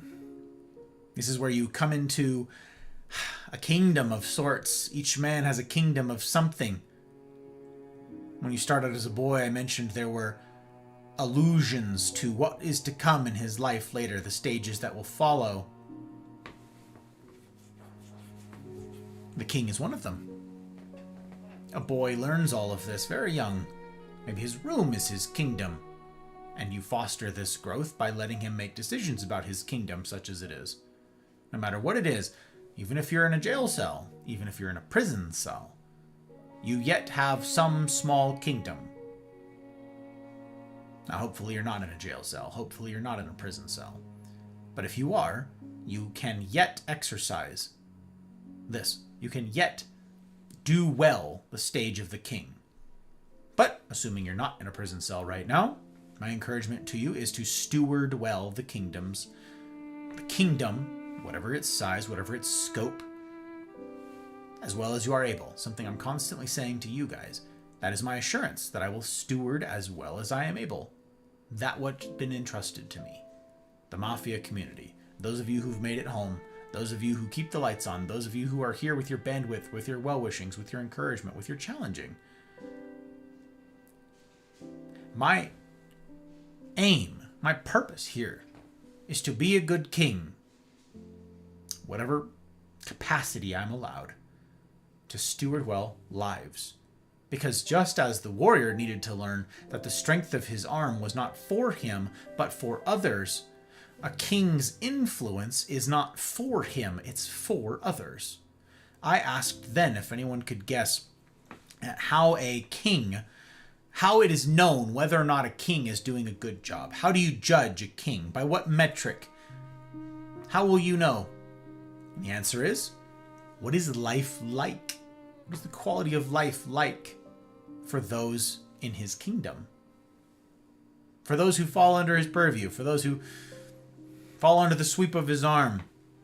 You could go back and look at feudal lords and all that jazz. And again, we spoke to the stand-in, the illustration of Aragorn here as he was crowned in his coronation ceremony. How will people know that he'll be a good king? It's because they've seen it. They've seen how he cares for people.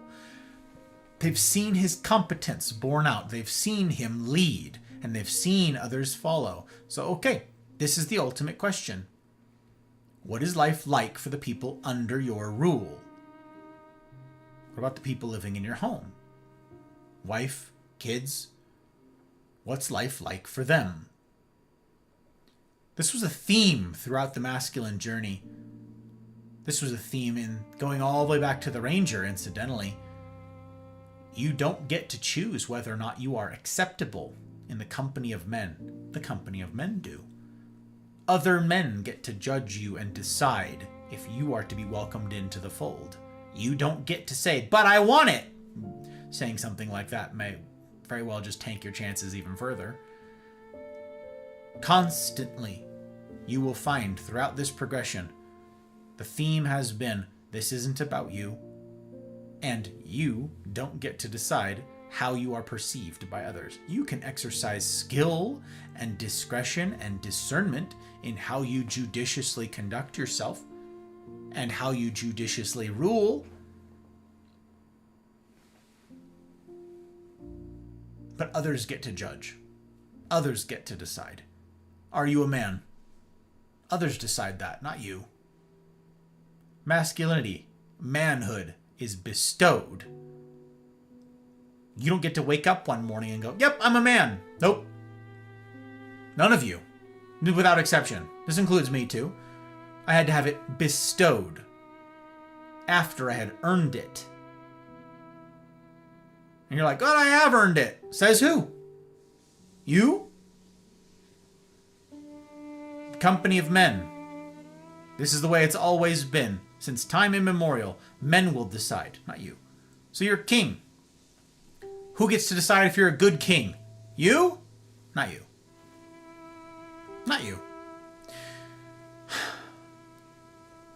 I have an illustration of this that struck me this week. I know a newer streamer who's frustrated with how slow it's going. How slow the advancement, how slow the growth of being a streamer is.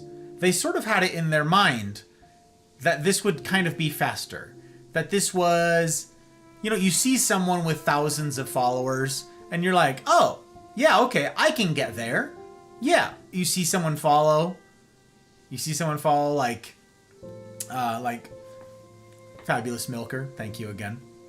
And you go, oh, sick. There's okay. So there's a follow there. Okay, so if I do a little bit of quick math, yeah, I'll be at a couple thousand in, 6 months. Yeah. So this person was expressing frustration that they've been streaming for a while now. And they've got less than 100 followers? Why is that? Is it because the community has failed them? No.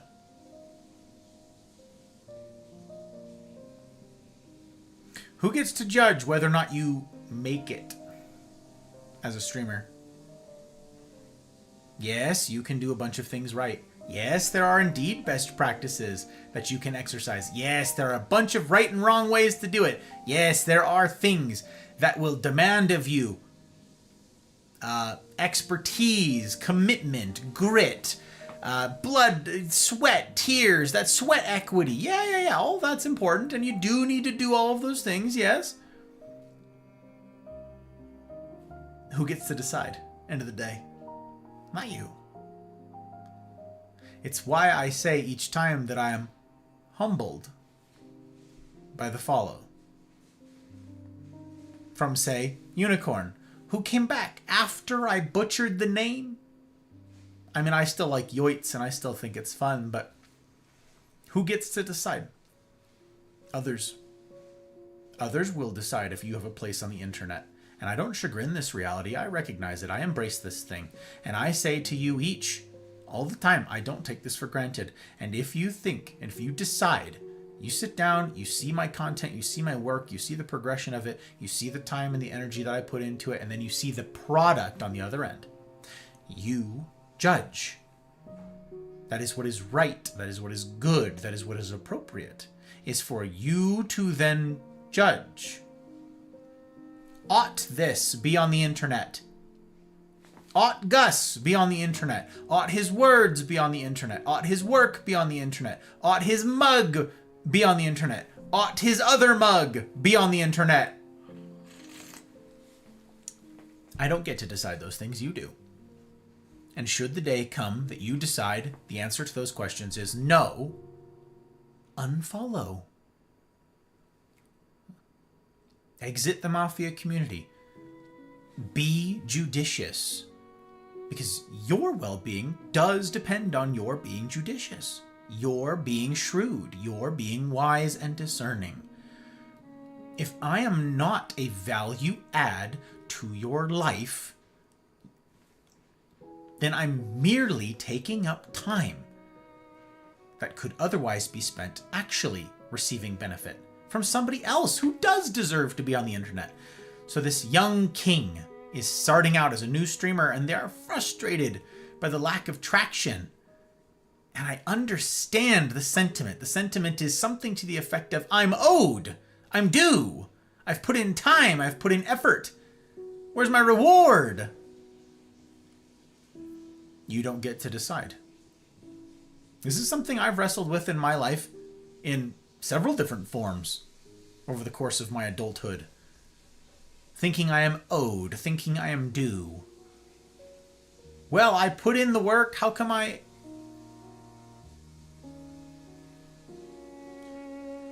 It turns out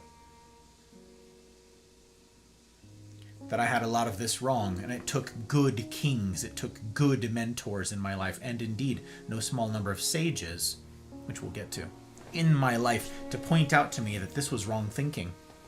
That if my mindset was for some sort of reward, if my purpose here was to receive the crown, if the reason that I've done all of this work, if the reason I've done all of the hours, I've put in all that blood, sweat, and tears, if the reason was to get recognition, if the reason was to get a crown, if the reason was to get power or influence, you're doing it wrong. And you're doing it for the wrong reasons. Your heart's wrong. Period. Full stop. That's it. Your heart's wrong. So you're wrong. So you'd be a bad king. You'd be a bad king. Your heart's in the wrong place. You gotta get that right. You gotta get that right first. As judged by who? Others? There's an objective good here, yes. But others will determine. Others will decide how long you get to keep plying this strength. Whatever it is you bring, this expertise, this leadership, this role. Then comes the sage. I remarked that too many men cling to their crowns for too long. Too many kings refuse to step down. You fight your whole life to get to, well, I've made it. Now I'm on a throne somewhere and I have a kingdom of sorts, whatever its size, whatever its scope. I'm in charge now. And by the time you finally kind of figure that out, it's time to move on. And many men refuse to accept that. Many men like their throne. Many men like that crown. And they say, I've earned this. To be a good king almost invariably involves having a good sage, or multiple, hopefully many sages in your life that helped you do it well, that helped you perhaps assume the crown, and then perhaps helped you maintain it and improve your kingdom.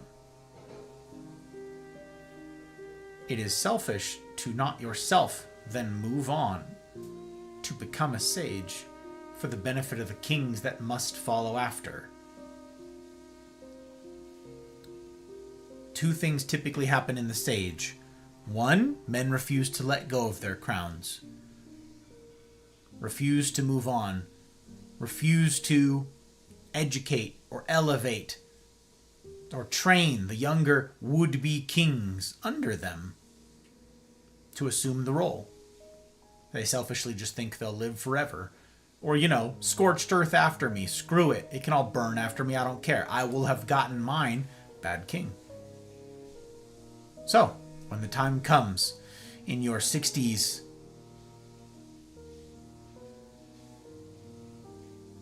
to become a sage, do so. And again, many men, the second part of this, the second mistake, is that many men make their identity what it is they're doing.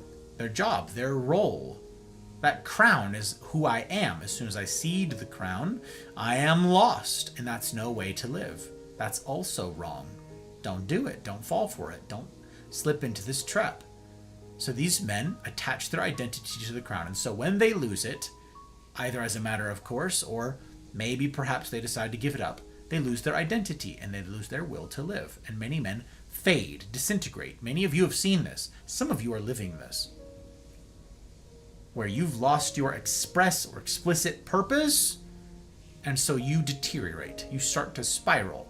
Physically, mentally, emotionally, you start to spiral. This is, and I hate to use such a harsh example, but it perfectly illustrates my point. This is what happens to men who lose their wives late in life. They say, she was my purpose. She was under my charge. And I will sacrifice, and I will give, and I will work. I will, the blood, sweat, tears, whatever the cost, I will protect her, I will serve her. So what happens when she's gone? He says, well, I guess I have no purpose anymore. You become listless, and then you die. And the statistics absolutely bear this out. Men make her their purpose. And it's good to serve. It's good to be the lover in this. And it's good to be a good king over your household and all of that. But it cannot be your identity. It's not strong enough. It cannot bear the weight of this. So men, statistically, as soon as their wives die, they do too. Very quickly after. No health problems before, buried in health problems after. They fade away, thinking that they no longer have a purpose, thinking that they no longer bring anything. But you do. You bring a lifetime of experience. This phrase that I read haunted me about experience. It says, you know, the thing is, the lessons that experience teaches you, she'll teach them to you, and they are thorough, and they are expansive, and they are all-encompassing. The catch is, it takes the lifetime to learn those lessons. And so as you age, and you do learn those lessons, the time you yet have remaining to you dwindles.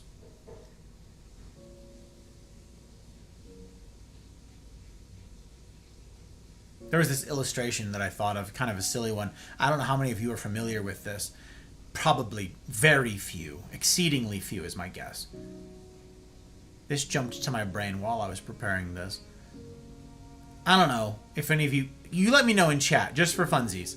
How many of you played the PlayStation 1 game? Might have been PlayStation 2. Might have been PS2.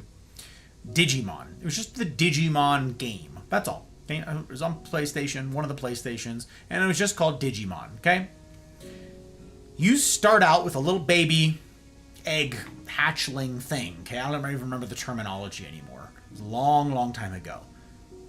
And you have to, it was kind of like an Animal Crossing situation where you have like this little Tamagotchi thing and you need to wander around and you need to like do a bunch of things to grow this thing. You have to achieve certain happiness levels and cleanliness levels with it, and you have to train it, and depending on which markers you do or do not hit affects its evolution, okay, or digivolve, how they digivolve, I think is what they called them, okay, how this thing would advance. If you mistreated it, if you allowed it to wallow in its own filth and you did all this, it would like malform into something useless and trash, okay? If you did a good job, it would evolve along a better, stronger, more useful to you as the trainer path, okay? And then there's this world that you progress in. There's all bad places you can go with enemies and stuff like that are progressively more difficult. And, like, you're supposed to grow this Digimon to various strength levels. It grows new attacks and all that jazz so that you can go out and conquer evil or whatever, okay? And so you set out to do so. You grow these Digimon things. If you messed it up, all of your time was lost. And you basically get the wrong result, and it's trash for any sort of good. You can't then take it anywhere. It's not strong enough. It's just going to get rolled by whatever enemies you come up against, okay? So I will never forget this part of the game. We did everything right. I think we looked up guides. Me and a buddy of mine were playing this because we were so frustrated with getting it wrong. So we finally did everything right. We min-maxed this process, okay? We got it, and it evolved, and it got up to like some final form, and oh my gosh, it was finally good. It was finally strong. And oh my gosh, it could actually fight enemies and win. Oh my gosh. The thing is, in the world of Digimon, everything sort of has a homeostasis in terms of strength levels. They hatch from an egg, and then they evolve sort of automatically up to some sort of middle ground, okay? Some sort of like toddler-looking thing. And if you ever saw the Digimon TV show, all of the ones that sort of followed around the main characters were this. They were sort of in their toddler stage, okay? And then they could digivolve from there into more advanced stages. The game was no different. So you spend all of this time building this thing up. You do everything right. And it's on a timer. There's like a half-life to this. We finally get all the way up to this highest level, and we go to the bad place, and there's the bad guy, and we're walking toward him. And like a timer that you can't see. There's no like ongoing timer, but it rolls over. And all of a sudden it says, oh, time's up. Down to this little stupid toddler baby. We didn't get to do anything with all of that power. We'd finally gotten there. We'd finally achieved all that we had worked for. Time's up.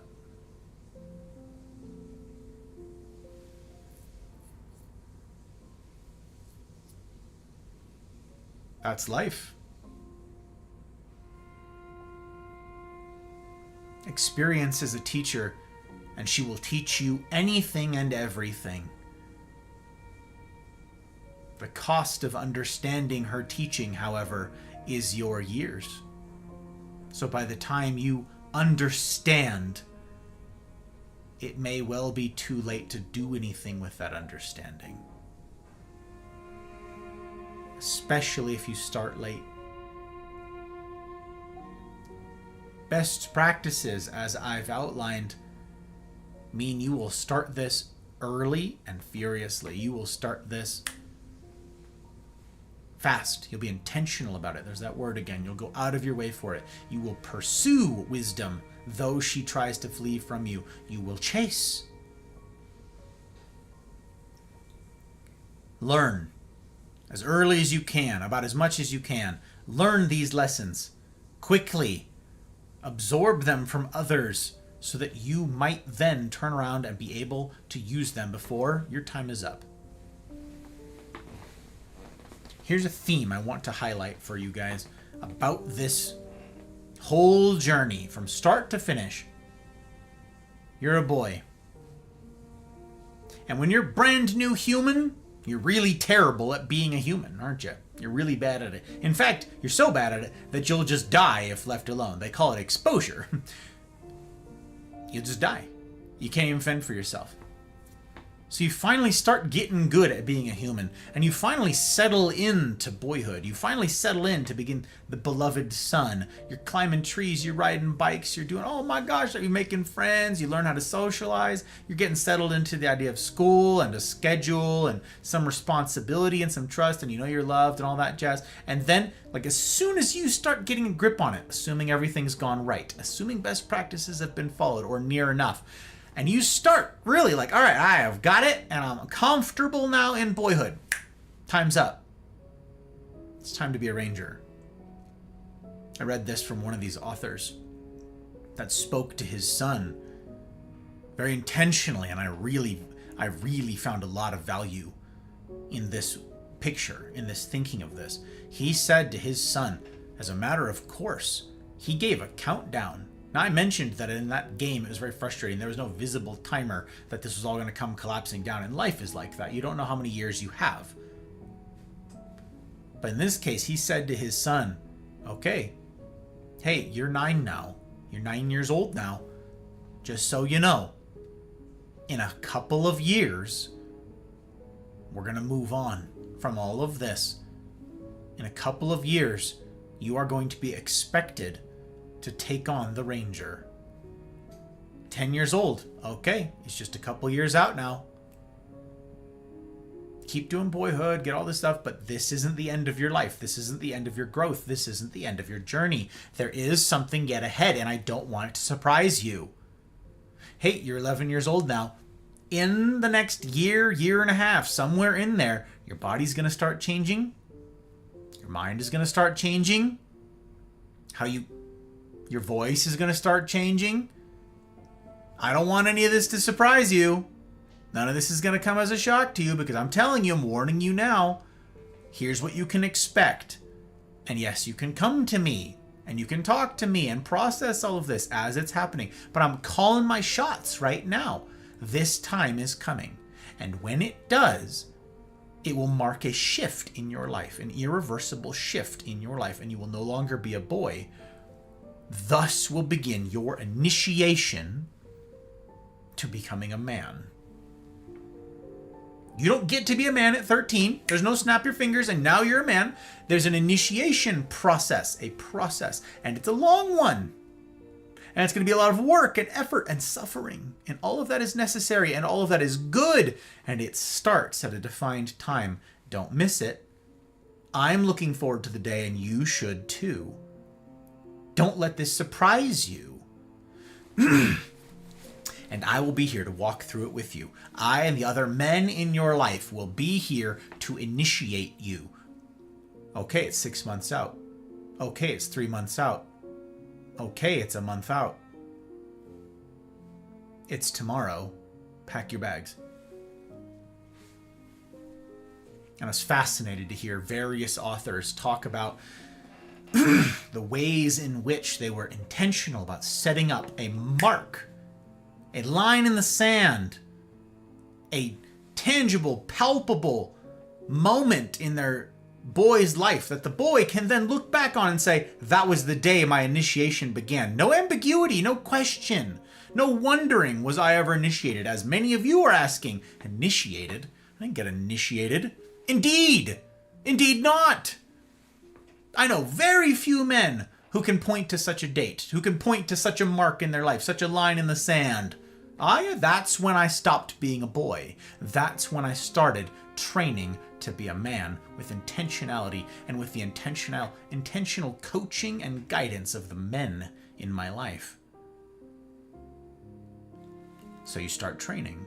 You start working in this. You start proving to yourself and to the company of men around you that you do have what it takes. You start growing, and you finally get into this ranger stage.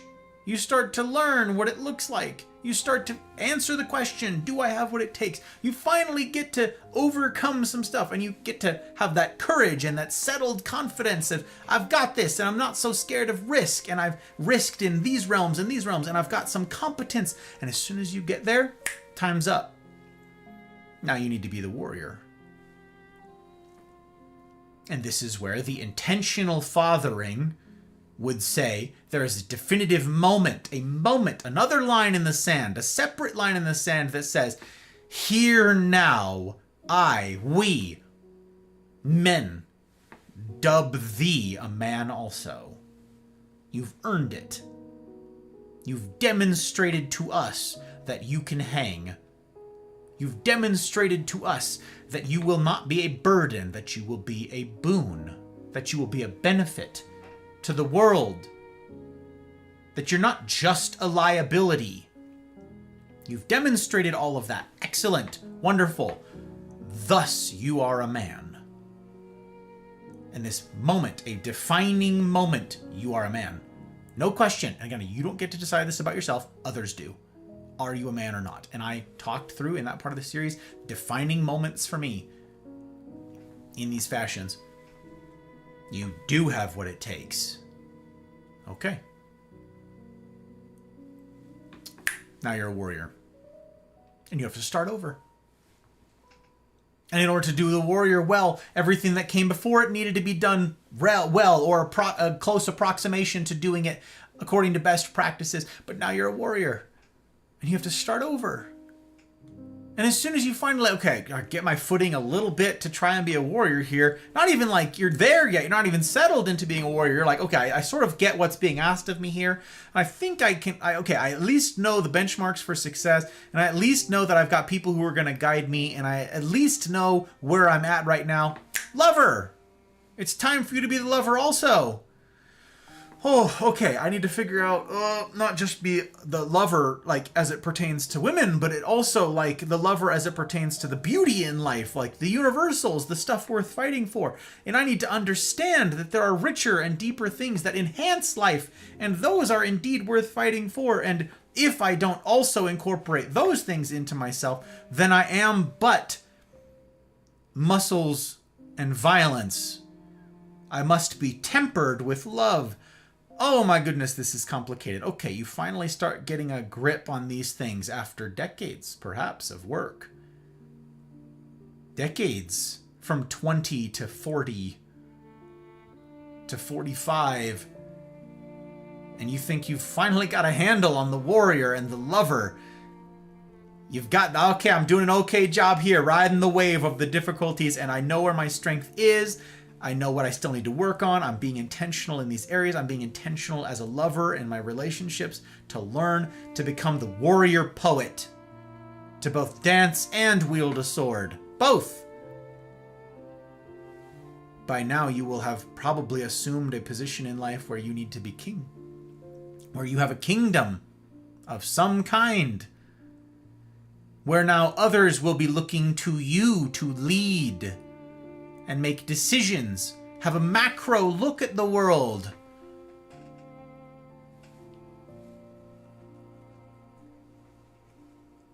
Now your chief concern, your all-consuming effort will go into leading others. What time you have for yourself will diminish. By now, perhaps you're leading a household. Perhaps you've got kids. You're raising them up, right? Because now, by the time you're 45, whatever, you will have already hopefully initiated your sons, if you've got them, through their ranger years, into their warrior years. And they're expecting you to be the bestower of masculinity, to be the bestower of manhood. Are you leading well? The answer to that will be evidenced in the lives of those in your kingdom. For better or worse. So you settle into kinghood. You wear the crown. You hopefully do so gracefully. You hopefully do so wisely and well. To steward the lives of others such that they can thrive. And by the time you maybe finally get a grip on this, you're 60-something. And it's time to move on again. And now you're a sage, or you're expected to be. And you start over again.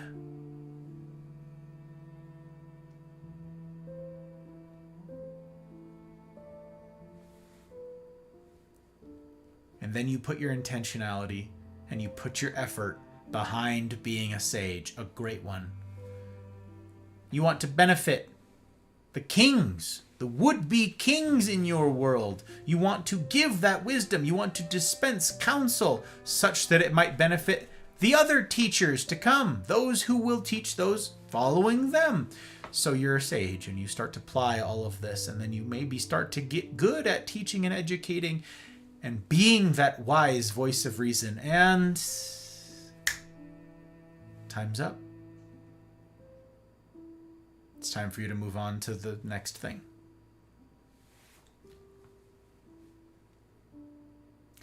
Gentlemen, this is the course of your life.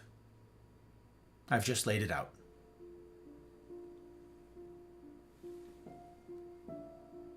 For someone with a wrong picture of this, they will say, oh, so all of it was wasted. Oh, so this is a waste, and this is a waste, and this is a waste. No. Earlier I mentioned those train tracks, and I said that you have gained skill in laying track. Yes. which means you can be of benefit to those who are laying track for the first time. And all of your skills are transferable. The reason that boyhood is so integral to get right is because the lessons of boyhood will follow you. It's important to know that you matter and that you have value. You listening, even now, you have value. That comes from that boyhood thing. You have worth. Apart from what you contribute, apart from what you've done, you have these immutable, this intrinsic. You have this intrinsic worth. Well, okay, what about the risk? What about all the stuff you learn about answering that question? All the stuff that you do to answer the question for yourself during the ranger stage. Yeah, all of that's transferable as well. All of that will follow you. All of that is a requirement. It's a prerequisite to being a warrior and to being a lover. All of that requires the risk and you having a settled assurance that you do indeed have what it takes. That's transferable and required. The warrior, the lover, in order to do well the stage of the king, you need to have done these right, and so on. There is no waste. There is no, well, I abandon that project and turn to something entirely new. They build off of one another. The heights are not achieved unless you have the layers beneath it done correctly or done well. There's no waste. But this is the sharpening. This is the arc of our lives, gentlemen. You will go through these stages such that you are equipped for the next one. Why? So that you can be of benefit to others. So that your strength may benefit them. Okay, fine. So you do this next stage well. So why? So that you can get all of your ducks in a row, so that you can get the settled confidence, so that your strength can here in a different way now be applied to the benefit of others. I don't know if you've caught the theme here.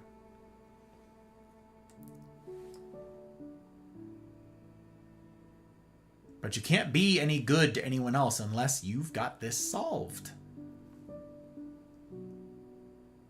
All of you know men of all ages, young and old, who are useless for anyone else. Useless. Because they've not answered these questions. Don't be that guy. Hopefully you have pictures of people who've done this well at various stages, and you have someone to look to, someone who's a model for each of these, regardless of your age. And to that matter, to that point, if we are wise, we ought, each of us have in our lives, representatives of each stage of the masculine journey. You probably glimpsed this as I've described it. If you're 19, you ought regularly interact with those who are 30, those who are 50, those who are 70.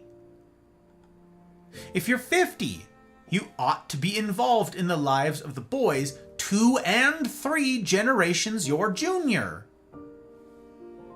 while at the same time maintaining ties to your remaining elders. If you're 70 years old, do not neglect sitting at the feet of the 90-year-olds. But also, yes, this will be important in order for you to be of benefit to those your junior, which are many. No matter your age or position, failure to engage with the other stages means leaving wisdom on the table. Some things in the world change, yes, but these deep things, these principal things, courage will always be the cost of entry. That's not going to change. You will always, all men will always have to answer the question, do I have what it takes? Technology can change. The world can look different. Doesn't matter. This question still needs to be answered. Convenience will come, and there must still be kings who know who the crown is to benefit. We must still need warriors and lovers. None of the masculine journey, the need for initiation, the need for masculinity itself to be bestowed by other men, none of this changes as the ages do. None of this changes as the era does. Do you see it? all of the principles of this masculine journey that we've just now trekked through for 6 whole months, none of these have changed in 1,000 years. In thousands of years. And they will yet remain in another 1,000.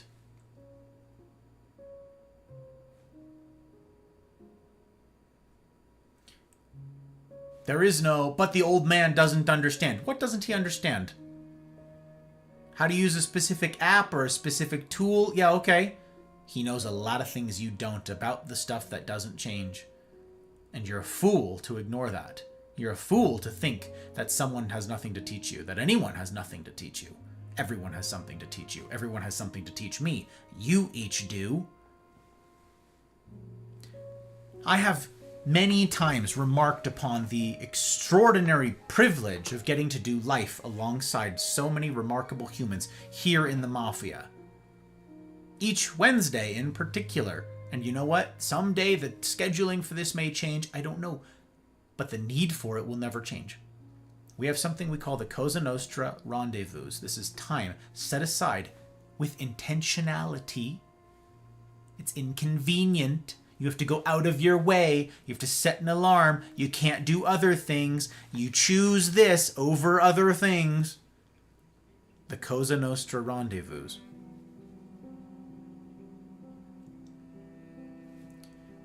I have the privilege of sitting in those calls with so many people in the Mafia. It's like 80 different people in the Mafia that I've sat in these calls with and that I have learned from. Because we've got people of all ages in there. We've got 18-year-olds. And we've got a couple 70-year-olds. And we've got all manner of age in between. I am benefited massively from this. In addition to that, I have my Monday Night Men's group that I attend in person here in Reno. All ages, same thing. 18 to 80. My Tuesday Business Leaders Mentor group. Okay, same thing. Except that I'm, like, Hot Bride and I are by far the youngest folks there. Not even close. I regularly sit in the presence of people from all these ages, all these stages. Some people lament, people haven't helped me, people haven't helped me. Can you control others? No, you can't. You've got control over just one person in life, and it's you. And I bring this full circle here as I close with this sort of diatribe. The adults in your life that decided that you weren't worth the effort because nobody was nice to them, nobody was intentional with them, no one was helpful to them, those adults are the ones that stunted you. By either being outright abusive or just neglecting all of this and leaving you wondering and meandering and lost. Listless in a confusing freaking world. Those same adults who blew all this off and said, yeah, well, I never got it. You have a choice. I said this with each installment of this series. Men, you have a choice. I don't care what your hand is. I don't care what the cards look like that were dealt to you. You have got no say in that. You do have a say in this. Will you take this seriously or not? Will you run with these ideas for the benefit of others? Will you work, strive, sweat, suffer to grow in the ways that you must, to go back and repair the track as needed, all to attain the right heart and then exercise your strength out of that right heart for the benefit of others? No? Then you will be the one that the next generation complains about. You will be the manager that people dread to be around, that they loathe, that they gossip about behind their back. You will be the one. You will be the problem. Now, that said, none of us are perfect. This is another thing that I say incessantly around the Mafia. Around these parts, if you've been here for even 2 seconds, you've heard me say this a lot. We are disappointments, all of us. It doesn't matter your striving. It doesn't matter specifics of what it is you're aiming at. You are a disappointment. Same as me. You are a disappointment to yourself first. And you are also a disappointment to others. In various ways and to varying degrees, you are a disappointment. Same as me. We're all in this boat because we're human. But that is not something we celebrate. That is not an excuse to not take the rest of this seriously. That is not an excuse to say, well, I didn't have it fair. I didn't have it. Spare me. You're not going to do this perfectly, but you do need to do this. My admonition to you all along has been, take this seriously. Struggle well. Fight the good fight. Finish the race. That has been laid out before you. The footsteps of your ancestors mark that path. Follow in those footsteps. Or don't. And add to the spiral, add to the statistic, add to the misery. But it's uncomfortable, yup. But it's awkward, sure is. But it'll be embarrassing to ask questions of people, yup, indeed. Hard, difficult things all. Hard and difficult, painful. These are your instructors. These are your teachers. You can refuse to learn from them. You can refuse to sit at the feet of pain. If you never want to grow. But sit at her feet. See what lessons she yet has for you. And you may just be of benefit to others.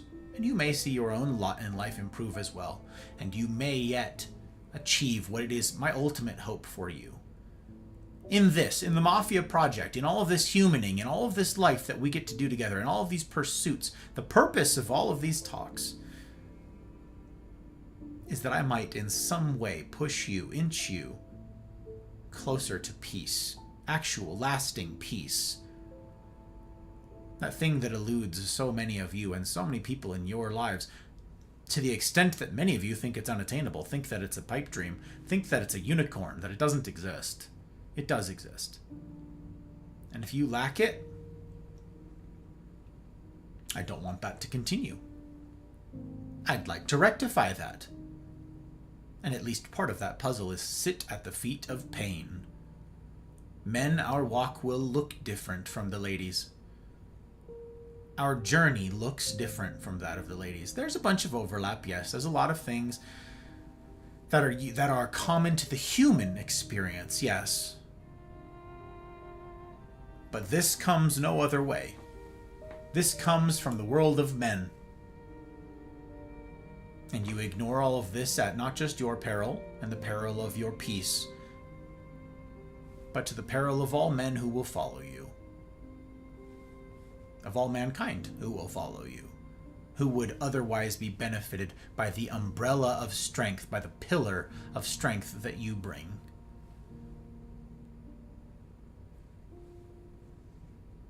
Decide. Decide today. Decide to take this seriously. If you've missed these installments, tonight is no substitute. I've mentioned this elsewhere. I'll say it again now. Tonight is no substitute for the rest of this series. You see down in the title that this is Night 14, Part 14. This is a wrap-up. These are concluding thoughts. This is a high-level snapshot. This is no substitute. Go back. Give it the time that it needs. There is no shortcut on the road that you need to travel, because there's no shortcuts on the roads worth traveling, and this is one of them that you must travel and travel well. Submit yourself to the tutelage of this process. It's the point. Or don't. I can't make you do anything. I've got control over just one person, and it's me. The guy with the tie. Even still, it remains my hope that you will take this seriously, that you will course correct where you need to, that you will build up a robust foundation of a life that is a that is something stable for others, solid ground on which people can plant their feet and thrive. Build up your own life such that your shoulders are those that your progeny will stand on. Decide today that other people are worth the effort. Decide today that the peace is worth the pursuit, worth the effort, worth the work.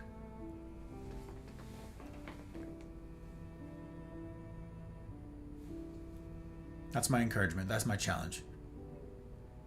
I put it to you in love. I put it to you with sincere exuberance and hope, and my assurance that I will be alongside in whatever capacity that is, whatever limited capacity I'm able, because I'm just one person. I can't do all of this stuff for every person here. I'm not a father to everyone here. Even if I'd wish to be, I cannot. I want for your thriving, each of you. So I will continue to encourage, I will continue to challenge, I will continue to cajole. It's important.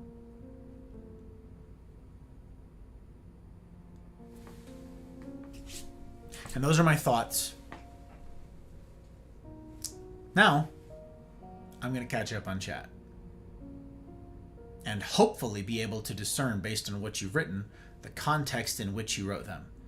Because I'm looking to answer questions about all of this with our time remaining tonight. If you've got specific questions about specific sections, segments of the journey, challenges, stuntings, purpose, all of that jazz, put it to me. I can't guarantee that I'll be able to answer every single question off the top of my head. I happen to have 13 other windows open. Of all my other ones, I may very well just point you to them. But even still, I will strive here tonight to answer your questions well. I've got the time for it. And if you don't have somebody else in your life who's capable of answering these questions, or at least pointing you in the direction of resources, I encourage you to use this time. Don't lose it. Don't lose it.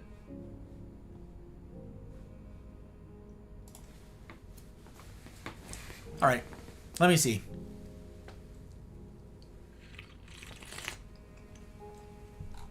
Let me see. Oh my gosh, I don't get to scroll over that far. Oh, I do. Whew. Let's see. Oh, there's Diesel getting arrested. Leaving a meeting with some friends after a couple hours being there from a brewery. Tried to say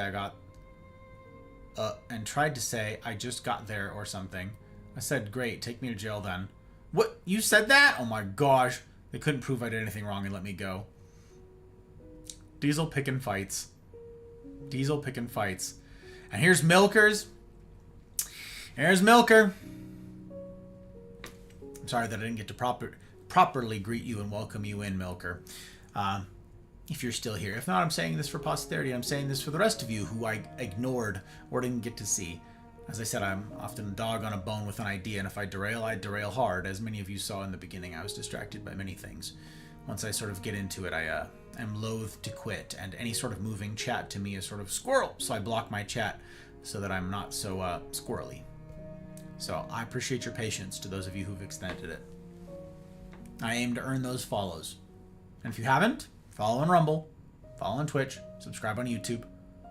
There's more streams like this yet to come. We've much more life yet to cover together, friends. This is not the conclusion of talks. This is merely the conclusion of the masculine journey. There is so much ground yet to cover for so much of life. And we're not built to do it alone. None of us are capable of doing it alone. We need to do it together.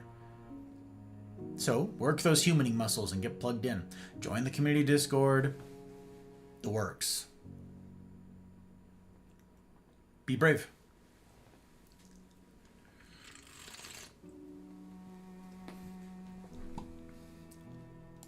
Mafia, you know what to do?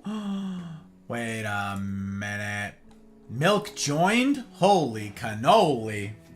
Milk, welcome to the life. Thank you all for welcoming in via stickers. Oh my gosh, so many stickers. Oh, I love how they're like all the exact same sticker. It's kind of cracking me up. Hey, Mafia, if you haven't yeeted stickers at Milk joining this bidness yet, I'm curious if the stickers will remain the same. For any of you considering joining the life, be advised the Mafia is a welcoming sort. The rules to get in are kind of tough by design. It's not your everyday Discord where you just hang out and do games, though we do that too. And they tend to show that welcome via stickers, so expect your notifications to pop off for a week or 3 as people see that you've made your way in. Yeah, I'm curious. I'm curious if these stickers will just continue being this one, because that's awfully funny if so. That's awfully funny. There's Boogan. What an actual gentleman. Listening while I play some games. Just wanted to say hi real quick. Hello.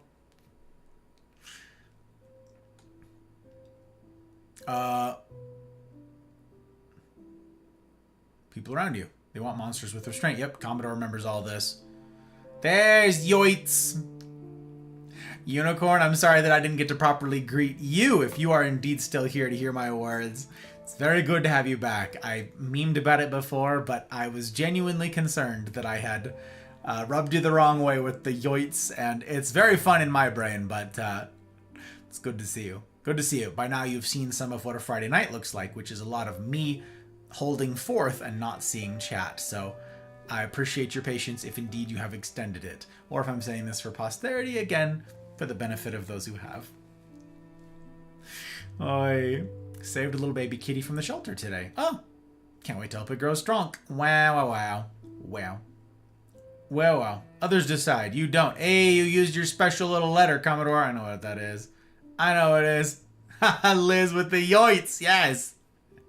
I love it. I love it. I like you even more now. Because of the bebe. I rescue animals via fostering whenever I can. Nice. Well done. Struggle with thinking things should be fair all the time. My mentor keeps telling me I have to stop expecting things to be fair. Wise words. Wise words. It's not about the hand that you're dealt, it's how you play your cards, etc. Yeah. Mouse with the hydrate.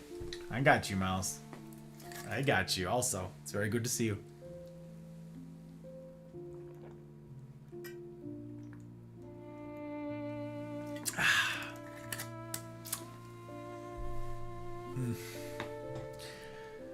It's sad the sages are just really old half-assed rangers. So many retirement homes are high school 2.0. So it would seem, Commodore. So it would seem. Losing the wisdom of the sages. Yep. Those were important ones to go through. I know a lot of folks in this series thought to themselves, well, you know, I'll stick around for the one that applies to me. What's my age range, Gus? And then I sort of ignore all the others. They're absolutely all important. We got to know what's coming. And we have to know where we've been so we can help the people, you know, who are following after us. We all lift together. We all lift together. Looking forward to being a sage, more so to being a king. It's a prerequisite that cannot be rushed. Rather be the sharer of wisdom than the ruler. But in order to share more ideal wisdom, you must have experience ruling. To some degree, to some form or fashion, yes.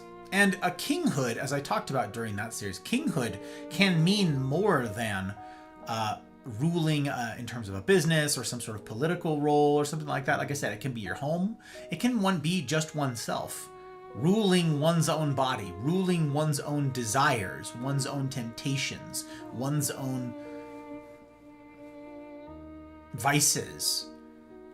Learning how to steward something well, to rule this well, can be a task on its own. It is. So, learning all of that. You don't got to run a company. You don't got to run a country. Was too poor for PlayStation systems. This must be where I was talking about that ridiculous Digimon game. Skull Greymon. Yeah, those ones, exactly. It still scares the hell out of me. What, the game or the Digimon? I'm a persistent lover. Silly, it's good to see you. Welcome in, my friend. Veritas might not enjoy it with how much I chase her.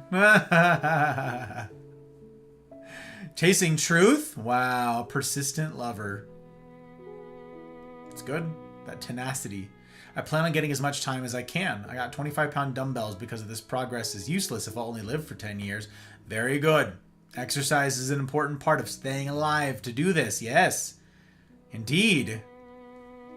Indeed. Hair in inconvenient places and losing hair in convenient places. Getting comfortable starting over. because I have very shallow surface level understanding of those stages, you have a great place to start.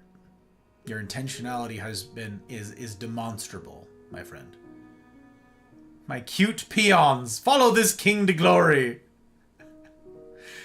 I wouldn't call starting over, building upon foundations like a pyramid. It's why you need to do your best for every part. Indeed, silly. Yes, indeed. You can't teach others to be kings if you were a shitty king, even if you're a sage. Obviously, you can teach them your flaws as a king, but you need the baseline of goodness as a king. Right. Well articulated, silly, and more succinctly than I might add. No shock there. This resonates even as a 38-year-old woman, because figuring things out at 60 is daunting and scary.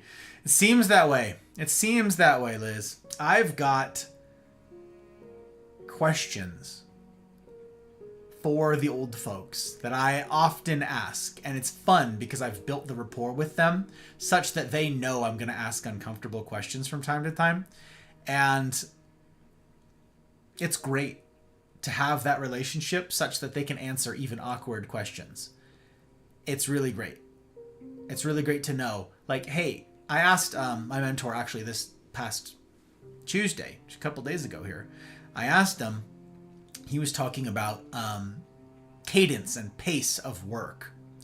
And guy runs a contracting company, okay, a whole big crew. He's got supervisors under him and all that jazz, but he's the head of this thing. It's his company. And he said workflow. It's you start this job, it's this long, you accept this contract, which is, in theory is this long, but you need to keep everybody working all of the time. And I asked him, and he was talking about just the workload and the pace and trying to do this well, trying to be a good steward of all these men's lives, right? All their livelihoods are on the line if he screws it all up. And I asked him, and he's 70 something. I think he's coming up on 80 years old. Yeah. I think he's either 77 or 78 this year.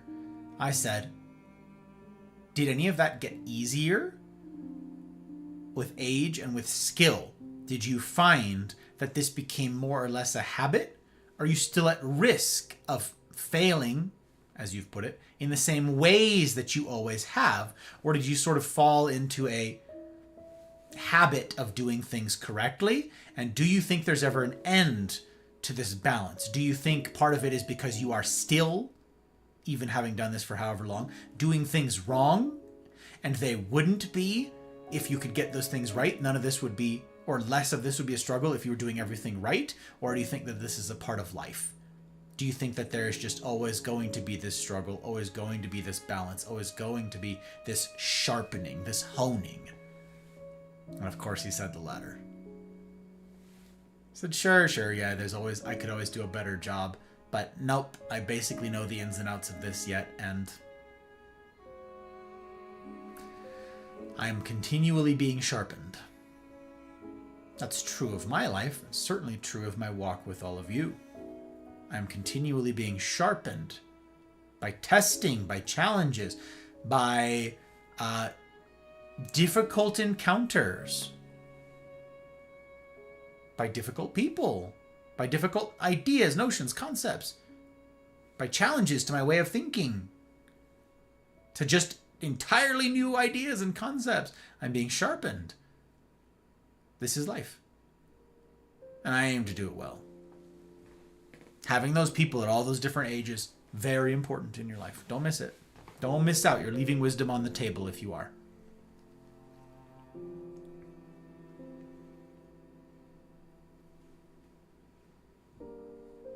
Consistency is the key. Just show up every day, do what must be done. Same with going to the gym. Biggest hurdle is showing up. I heard starting in middle school, the hardest part of going on a run is tying your shoes. And boy, howdy, that is accurate, silly. Accurate. Jerry! Hello, widen out in your love. Absolutely. Important stuff. Learn who it's for and then put it to practice. It's good to see you, Jerry. Hope that you're well. Thank you for dropping links, Mel. So many links. The sages make better kings. We don't need one good king. We need many good kings that will become many good sages that will improve the cycle. Absolutely. This is why the sage interests me the most. I'm glad you say that, Commodore, because this is true of each of the stages. It's why I called out needing to be exposed to people of all ages, because you might learn how much you now know. You included, you specifically, and the broad you. You might learn, you might be surprised to learn, in fact, how much you actually understand. What kind of grasp you actually have. You might be pleasantly surprised or unpleasantly surprised to find out just how much you actually grasp when you spend time with an 18-year-old. With a young ranger, with a brand new warrior who's trying to figure out who their strength is for, who's trying to figure out why bother fighting, what's the struggle for, why don't I just coast? And that goes for each of us at each age. When you're 15, you may yet look back, if you are wise, and you've done this well, as I described with several of these authors who were themselves fathers, who talked about being intentional, right? In initiating their sons and all that. If that was you, I have no doubt that at 15 years old, you might be able to look back on a little brother, a friend, a neighbor, a whatever. If you're in Boy Scouts and it's a Cub Scout or whatever it is, right? Some sort of program. You ought to be able to look back at a 10-year-old and go, wow. I remember that. I wonder if this kid knows his life is about to change. I wonder if this kid appreciates what boyhood is about and what he's meant to achieve and to do here, what he's meant to soak in here, because that's going to be taken away from him soon. Because that stage of his life is nearly done. I wonder if anyone's told him. Maybe I can tell him.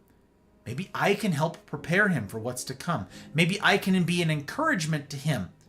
Maybe you stay involved in that kid's life, and then you are the one who says, hey, you're 11 years old now. Has your dad or anybody else talked to you about like what's about to happen, what's coming up in your world? And you're like 16 or 17 at this point, right? And the kid goes, huh, what? Okay, well, here's what my dad talked to me about. So maybe I can. Maybe there's a leader of whatever organization you're a part of. I mentioned the Explorers program here in the States. It's like a police academy thing for kids. I was in a Marine cadet program. There's the ROTC type stuff. There's all sorts of like programs for young boys. Okay, this is scouting historically was a thing. But maybe if this is a friend of yours or a classmate of yours or a scout mate or whatever of yours, maybe your dad, if he's involved in these programs, needs to know that this kid was never initiated, was never warned, was never told what's coming. And your dad, who helped initiate you with so much intentionality, will be the catalyst for doing the same in this young boy's life. Perhaps, if he's got no one else. Or perhaps your dad, who understands this well enough at least to have begun this process with intentionality and seriously with you, can go to that kid's dad and educate him and say, hey man, what have you done here? Oh, you don't know any of this because you didn't go through it. Okay, we've got some work to do, brother. We've got some work to do. Your son needs you. His time's coming up. We're going to do a crash course on all this. If you are intentional, you can pick up all this slack and we can get there in time because your son needs to know that initiation is coming and that it's going to happen as a matter of fact and that it's on purpose. And at every single age, you have, if you've done any of this at all well, you have valuable experience for those who are younger than you. That's obviously true for guys and gals alike. Don't squander that. Don't throw away your experience. You are, maybe you're not in the sage stage proper, right? You're not 70 years old. You're not 65 and setting aside kinghood, right? Perhaps you're not there chronologically. But if you're 18 years old and there's a 12-year-old in your life, you're a sage compared to them. Now, do I think you should be given a whole bunch of authority and a whole bunch of say and people should defer to you? Not at all. But you do have a wealth of experience far and away, like beyond that of the 12-year-old. If you're 35, you are indeed a sage compared to the 19-year-old, to the 20-year-old, to the 20... Yeah. You don't gotta wait until 70 to do this. To be intentional about benefiting others. Notice that was a theme all the way through. Well, starting with the warrior. With the ranger, it's, let's see if I can stand on my own 2 feet first. Let's see if I can figure out me first. And then you start to get the idea of, oh, this is for other people, not just endless adventure for my own kicks. After that, though, off you go. Off you go. Through tears, much thanks. Much needed tonight. Liz, it is absolutely always a pleasure to have you. Pushing through as a single mom, trying to counter the nonsense that my kid's dad, who doesn't know the privilege that being a sage could offer our girls, is not just a challenge but seems impossible at times. Liz, I wish this weren't true for you. And from beyond that even, I wish you weren't the only one in those particular terrible shoes. Even here in the Mafia. Let alone beyond our walls. I wish your story were unique. One of the most challenging things to counsel in this series has been to single moms who've asked, most of whom have asked in private, what about my sons? They need men. You can't do this, Mom. You can do so many things. I've said it a ton early on in these stages, and I said it during the introduction a lot. But here it bears repeating here in our close. Women bring something indispensable to a boy's life, to a man's life. Indispensable. Okay? Not interchangeable, no trade. There is no equanimity with the men with so much of what you bring. You are uniquely positioned to bring benefit to a boy's world and to a girl's world, incidentally. Uniquely. But the exact same thing is true of men. We are not interchangeable. We are not ignorable. Masculinity is bestowed by men. Now, I have not done the deep dive, the deep study of the development of girls into women and all of the matriarchal. I've not done all of that. I've heard whisperings and it's all very spooky to me. Okay, a lot of it sounds familiar. Yes, a lot of it rings true. I'm only half joking here. But I know a lot of women in my life, varying ages. Same thing, several of my mentors are varying ages of women, some in their 50s, some in their 70s. And I've listened to them talk about these things. And in fact, as I've gone through this material, I've heard from some of the older women, this was unique. I did not understand this about the initiation of men. I did not understand this in my husband. I did not understand why he behaved this way. I did not know why he was so insecure about this. And now I do. It all makes sense. You're putting puzzle pieces into place, Gus. And now I can understand my husband better. I've been married to him for 30 years and I don't understand him. Now I do. And now he and I can have conversation about it because we have shared vocabulary about it. If he's brave, and if he will humble himself to have such a conversation. There's the lover again. We each bring something to the table. Kids need a father figure, if not father.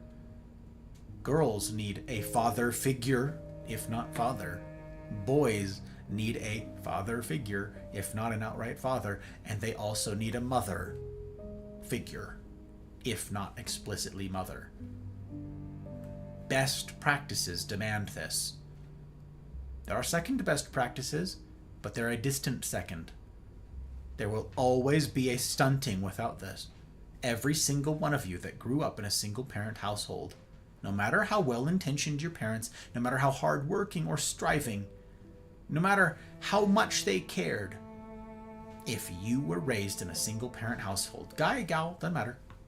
Whether you're a guy or a gal, or whether it was a single mom or a single dad, if you were raised by just one of them, you're missing half. And you will need to go back. It's like the tracks were laid, but you only laid one side. There's one rail. Perfect. Maybe it's connected all the way back, but there's just one rail. Not even there's a break in it. It's just one rail. Train can't run on this. You need both. Best practices. You bring something unique. You bring something distinct. Now, this does not necessarily mean that you immediately have to, like, jump into a different relationship. You have to, there's no, like, replace mom, replace dad. Not necessarily, okay? But having coaches, having mentors, having the kids involved in some sort of program, getting them to have that father figure, that mother figure, is absolutely indispensable. So take it seriously. You love your kids. Part of loving them well involves this, taking this seriously. This is the words of countless authors, countless speakers, all of this, all of psychology, all of sociology, all of it. These are not my words.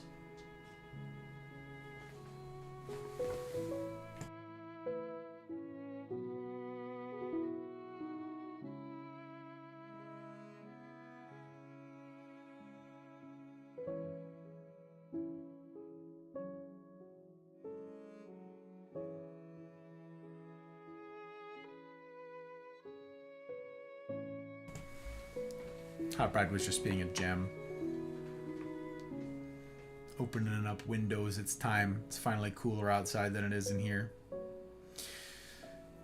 I too have lots of tabs and windows open, but in my brain, yes, silly. I've got a lot of them in my brain and over here. Those are just document tabs. The 13 I mentioned, those are just, actually it's 14. Those are just the masculine journey tabs. I have many, many more tabs open. It's a good thing I have a lot of RAM. Good thing I got a powerful PC. It used to feel it more personal. It feels like more like my journal. Not look at me, IR smart. The Digimon, the idea that your unwise choices can create darkness. Oh, yep. I got you, Commodore. Still scares the hell out of me. Got it. Unwise choices can create darkness. Yep. That's the reality of this. We gotta take it seriously. Countering the idiocy of bad kings and bad sages is an endless struggle, especially if they hold important roles over the loved ones in your life. Absolutely, silly. Absolutely. Which is why I tell people incessantly throughout this process and outside of these talks specifically, we need to take our role seriously because this is something that I harped on a lot on Wednesday, incidentally, during this last round of CNRs, the rendezvous we went through, is people complained. Invariably, this is each week I hear no small number of people who complain about their boss. And I ask them, invariably, hey, remember that you can't control your boss, right? And they're like, yeah, I know, I can control one person, Gus, and it's me. You say this all the time. Yes. Okay, great. I got you. I'm not trying to... I understand. I'm glad you understand. I'm glad you got it. Cool, very cool. Head pats, very good. Your boss is just one person, right? Yes. That's why I want your boss in the Mafia. And they're like, well, I don't know. What I mean is, I want your boss in something like this. I want your boss listening to this. I want your boss involved in a community that challenges you like this, that pushes you like this, that says, to the point of annoying you, you've got control over one person and it's you. When people hear that, the knee-jerk reaction is, I don't have the power to control others. But actually, prior to that is, you have a duty to steward well this one life. No, you're right, you also can't control others. But you need to do your life well, or at least try. Why? Because otherwise the people whose lives you impact as just one person will be complaining about you. They're just one person and they can only control one person in their life and it's them. Wouldn't you like it if they took this seriously? Wouldn't that be great? If they took seriously my charge, my challenge to steward well one life, wouldn't that be of benefit to you? Do you now see the spillover effect? Do you now see the reach and the ripple? You, at some point, will be impacting someone else's life. Maybe in a major way. Maybe as a king. Maybe as a sage. But maybe before then. Maybe you've just got one direct report. Maybe you're just a coworker. You do have an impact on the lives around you. Do a good job taking care of your one life. We all lift together. Or we die separately. Those are your choices. So your boss that you complain about, wouldn't it be great if they had this? So you take this seriously. Forget your boss. You've got enough trouble on your own plate. It's you. It's what's in the mirror. You're your own worst enemy. I'm my own worst. You know this better than anybody. You know. You understand this. We're tracking here, okay, baby? I got you. You've got enough to worry about with just you. You don't got to worry about anybody else. You can't control them anyways. You can lament about, like, silly mention. I think one of you mentioned, like, yes, or no, Commodore? Someone said, I mean, whatever. One of you just said wisely, yes, there's some benefit to knowing what not to do, right? You can point to the bad kings and say, well, okay, don't do that. That's minimal. Come on. You can gripe about others, yes. You can complain about them doing a bad job, but you've got a lot of your own stuff to get in, your own house to get in order before this is the priority. Often this is just gossip in any case. It's not very often an autopsy of, let me examine this life done poorly, such that I may wisely avoid the pitfalls that they did not. Very often it's just gossip. Am I wrong? Am I wrong? Cakes! Hi, Cakes! I see a Cakes here, which also means that I need to check my lurks, because, oh, these freaking... Has Twitch been crashing a lot lately, you guys? For anybody else, because it looks like the tabs are crashing quite a lot now, which is quite obnoxious. I gotta make sure these lurks are still current, because you guys know, friends before frames, very important. Very important. Who are you? Stranger danger. You don't got time for no strange, oh dango. No, no, no, no, no. No, no, no.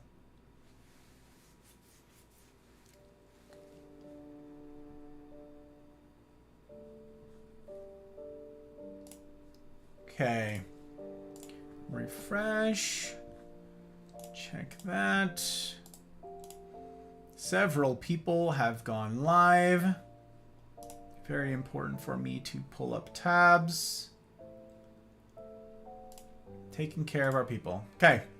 Whew, friends before frames. We're set up again. Excellent. Very good. Very important. Very important.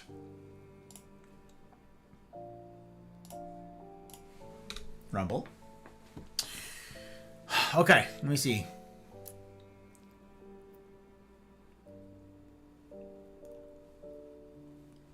I'm still here, deep in the game of Magic. Guts.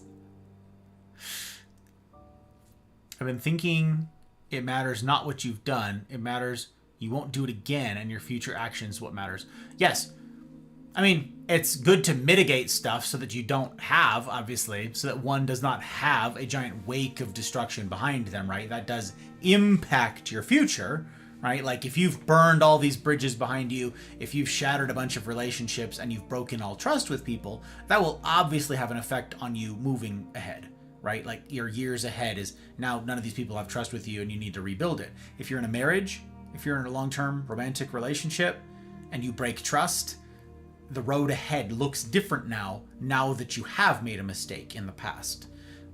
The actions that you now need to take to rebuild, to regain trust, that will look different than someone who has abided best practices. So yes, I'm constantly screaming at the top of my lungs about best practices so that we don't need to reinvent the wheel. Oh, there's a bug. I got it. Oh, that was gross. Get away from me. I killed a moth on accident. I mean, not on accident. I didn't think I'd get it. I did.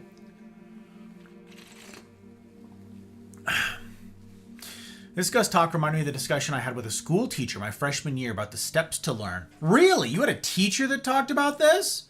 You had a teacher that talked about you about like initiation? Like from moving into like childhood into adulthood? That's crazy, Jerry. Cool. Freshman year. Wow. That's surprising. I don't know many people with a story like that. I would also say former past Gus owes it to the previous self that created his current self to make sure the Rangers and Warriors of the future won't be as bad as past Gus. This doesn't just apply to you, but to all of us. Yes, Commodore, absolutely.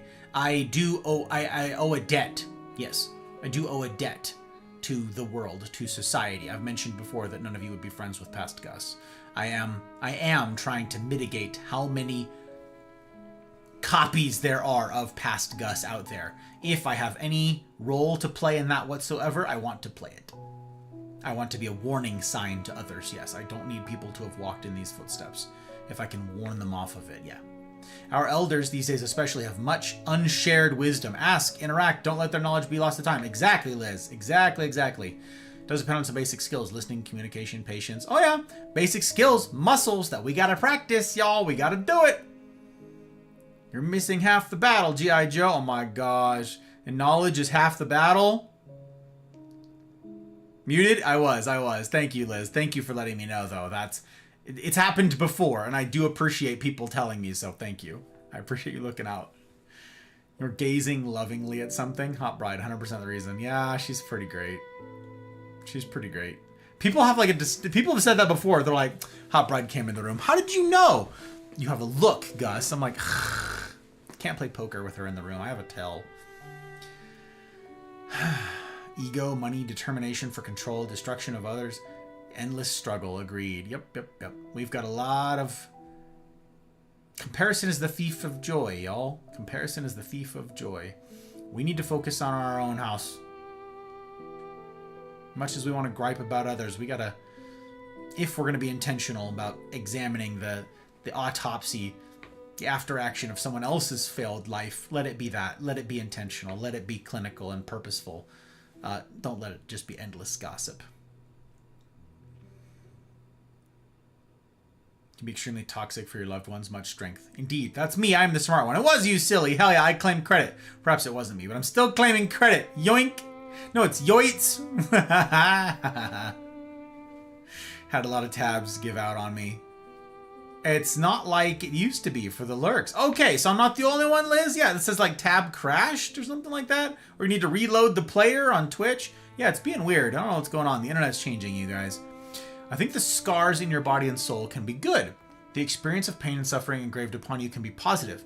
Though yes, mitigating damage, especially with relationships as such, is important. Often it's easier to heal internal scars, or harder, depending, but it's easier to thrive rather than survive from your damage on your soul, since your perspective matters a lot, but with others and relationships not so much. The thing that I harped so much on, I believe, during the warrior phase specifically, silly, is the battles matter, the scars matter, and all of them will be a benefit to you so long as you have someone in your life to interpret those scars and those lessons and that pain for you. Otherwise, you will interpret all of life as life sucks and then you die. It's just endless pain, it's endless suffering. I have made the claim, clearly I hope, over the course of this whole journey, that the pain is good. You ought to lean into the pain, sit at the feet of pain, and it is a necessary part of our growth and of our advancement as men. Necessary. Many men have never heard that. And they think this is some sort of punishment. Some sort of unfair, the universe is mad at me, sort of whatever. Some sort of Sisyphean something. No. Unless you have somebody to interpret the lessons for you, to interpret the pain for you, then all of those scars will be negative. All of them. Now, if you have someone to say, that was really good and really tough, and I know you're hurting now, but here was the reason for it. Here's the takeaway. I've been in your shoes. Don't give up. Stick with it. Stay with it. Great! You'll benefit. But if you don't have a man or company of men to interpret life's lessons for you, they will only be harm. We're not built to do this life solo, you guys. We must have people speaking into our lives from all ages. Talk about perpetual guilt stunting future ideal choices. Yes, Commodore. Yes. I suspected that's what you meant, actually, but yes. We can't live in the past. We can't dwell in the past. Yes. I meant to actually circle back around to that thought. So thank you for putting it into words there. Yes. You're exactly right. We can't let that be an anchor. Willingly suffering, if you know you could avoid it, is stupidity in itself. If you knew you could mitigate it or knew you could do it differently and didn't do it, yes, that's not going to give much wise lessons. Rip, Moth. Your demise was unanticipated, but happened. Reflexes and the like of cat-like, veritably cat-like, and the dust you left behind, Bendito. Dust left behind indeed. It did make a mess. Liz, your writing is very fun. You know that? I like how you articulate ideas. Very fun to read. Very fun to read. I've said that about a handful of you guys. I can picture someone saying it, the way you pace certain words, the way you'll use ellipses or capitalizations or whatever. Use emotes to pad out what you're saying to convey. You know, I love, some of you guys are pretty skilled in the art of wielding text in an otherwise impoverished medium. So credit where due, you guys. It's just good skill in our weird world that we live in right now. Depends on how you interpret it, but suffering for a reason like someone else helps you interpret it differently, yes. Suffering for my family helps me interpret it differently, though I am the one narrating it to myself, interpreting it and creating the story about who I am, though others do help, obviously, yes. What I meant was when you're young, in particular when you're young and nobody has yet told you that part of your development as a man depends on pain. Not just it'll happen, keep an eye out, but your actual well-being, your strength later, how you'll turn out, depends on you properly understanding and interpreting life's challenges. When you're young, you don't know that. You need someone to tell you. That's not something that any young man just arrives at. That requires wisdom. And if you're 15, you don't have wisdom. You're 15. You have to have someone with wisdom to say, no, this is good. Yes, later, yes, you can look at challenges and go, this is growing me, lean into it. It's like going to the gym, right? You're like miserable and you're tired and you're like, but this is good for me, this is growing me, this is letting me live longer so that I can be benefit longer. Oh yeah. But a child may not know that. No, a child definitely doesn't know that. JK, Gus's survival instincts were on auto. That's what it was. That's what it was. It was just pacham. You know, when we clarify, how about we at ourselves to make it easier to point to context for Gus? I like this idea, Commodore. I like that you're like, let's see, how can we be of benefit to other people? I like the train of thinking. I like it. Will it always help with my smooth brain? No, but I appreciate the attempt. Ah, you mentioned the warrior stage, and that sounds more like the ranger stage to me. At a warrior stage, I would expect people to have learned at least part of it. And the reason that I mentioned the warrior stage, Silly, is because when I gave that lecture, the age range for the warrior is about 18, 19, 20. And yet, in our demographic in the Mafia, we've got a lot of late 20s, early 30s people who do not know what is being asked of them. They do not understand that they are meant to be, by now, a 10-year-old, 15-year-old seasoned warrior whose strength is for others. At 35, they're clueless that this is something they should have been starting to get grips with at 19. And so, they've been misinterpreting life. There are many in our numbers, and I'm not here singling out just these folks for just this reason. We all have something to learn. We all fall short in so many areas. Disappointments all. Remember, same boat. All of us, same boat. We have a ton of people who think that life is just cruel. Unnecessarily, unjustly cruel. They think that life's whatever's happening is not for their benefit, it's not for their growth, it's not for their advancement, it's just the universe being cruel. And interpreting life that way, they are given to despair. A lot of people with some form of, like, not like the clinical depression, sort of like imbalance sort of thing, but like colloquial depression. They're spiraling with questions of utility and usefulness. The same sort of stuff that men faced when COVID happened. And all of a sudden everybody lost their jobs, but they had tied their identity to their job, to their role, to their position. So a lot of stuff shut down in COVID, and these guys killed themselves. Because they didn't understand this. Nobody had told them. Nobody had prepared them. Nobody had said, life's challenges are for your benefit. They're for your growth. They're for your development. They're for you. And you ignore their tutelage to your peril.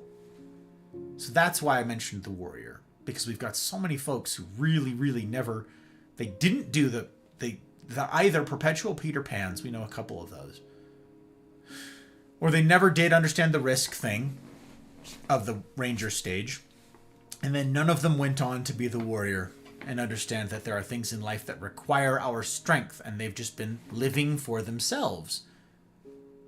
Nobody else. My life is hard enough, thank you very much. To what end will we say such things?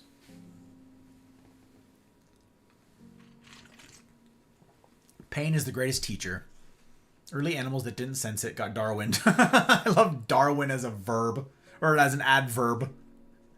Got Darwined. Too sensitive to it. Also got Darwined. Commodore. I lost, but did a good job holding out. Good job, Guts. Did you have fun, though? That is the purpose, right? Did you have fun? Did you get to human? You get to engage? Universe doesn't care about you. The planet is many times bigger than you. The sun is many times bigger than your planet. Galaxy, yeah, right, exactly. That's exactly the sentiment, Commodore, yes. Is people saying none of it matters. It's nihilism. Yes, none of it matters. Unless you have somebody to interpret, well, a lot of stuff. Basically everything. When you're yet young, you will misinterpret everything in life. Yes, absolutely. Absolutely. I had a great time. Good, Guts. I'm glad. Speaking of having a great time, I've had a... here, I want to reiterate here something. Sorry, I'm going to probably miss a couple chats. I want to reiterate something that I started this whole series with, you guys. I want to show you sort of a glimpse, a high-up picture here of where we've been and where we've come from for this, okay? When I first started this out, when I first kicked this off, the very first talk in this series, as a matter of fact, let me see if I can pull it up here. Let me see if I can pull it up here.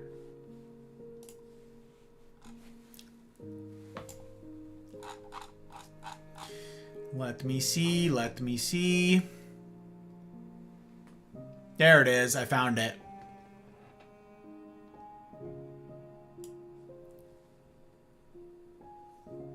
Yep. Well, I'm going to read this for you guys, okay? I'm going to read this for you. This was from February 2nd. Night 1, the kickoff for this.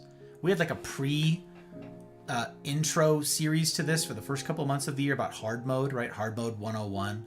A lot of like building up in anticipation for the difficulty of this series. But listen to this, okay?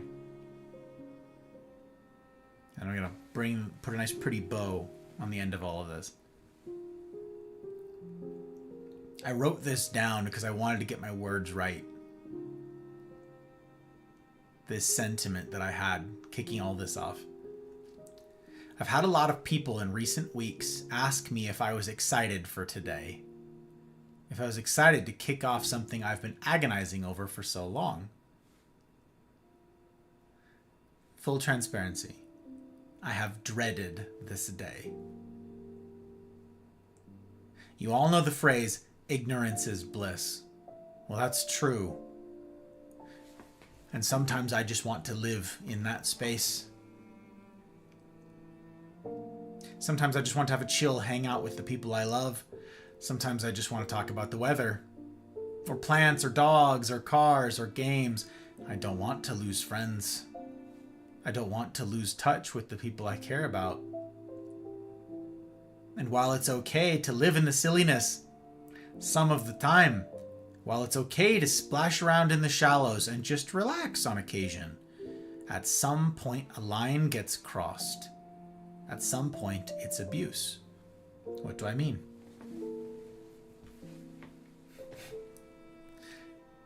I'm not a parent. I don't claim to have the wisdom unique to them, but I have, with great intentionality, studied humaning in all its forms for a very, very long time. I seek to understand. I seek wisdom. And here's some wisdom that's been shared with me by some of the parents I know. And then I go on to talk about the law of increasing returns and the law of decreasing returns.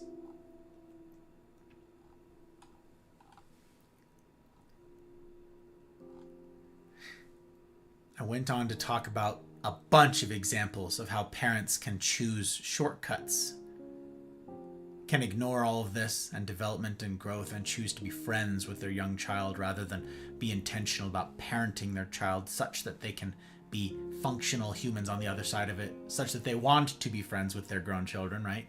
Talked about a lot of that. That was the space that I was in at the beginning of this series. I love getting to just spend time with you guys. Selfishly, very often, I relish the opportunity to just hang out. Why did I dread kicking off this series? Because I knew it meant I was going to lose people, and I have.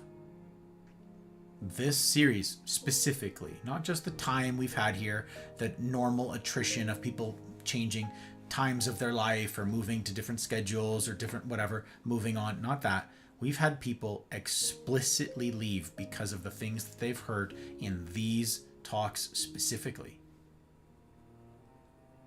And I knew that was going to happen. Why would I dread giving these talks? Because I don't want to lose people. I don't want to lose people I care about. That was the 7th, by the way. I misspoke. That was February 7th this all kicked off. I dreaded this series. In a similar way, I dread all serious talks. But you know what? I value you and your well-being more than I dread the discomfort. I value you and your growth more than I do my own comfort, my own ease, my own selfishness. That wins out. You win out. So I waded into the difficulty. I waded into talking about something that frankly, I did not want to talk about, and no one wants to talk about. Certainly not for 6 months.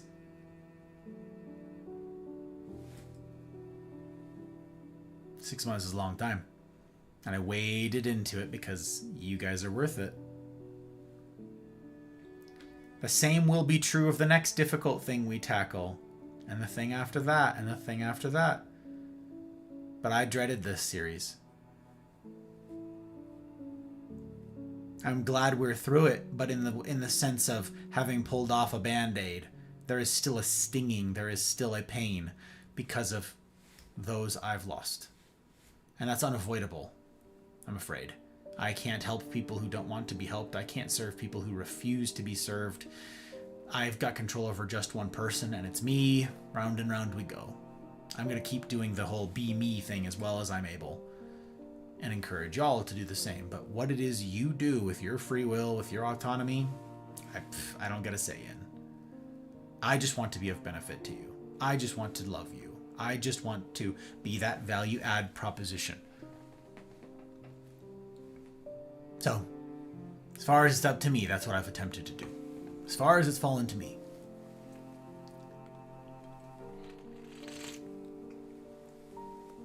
Let me see. Guts, you said I went to the game shop and played 2 games, then played 2 more games with my online community when I came home. Poppin'. Busy night, Guts. You have the most strength at the local scale. The local scale. Like one of those things where you hit with the hammer. Ding! Albert Camus's absurdism is also fine. Even if there's no predetermined reason to exist, why would that mean we would end it? I mean, we can just create our own reason. Could. Gus, I'd love to see your growth as well, dude. because I know it's happened. Don't cry.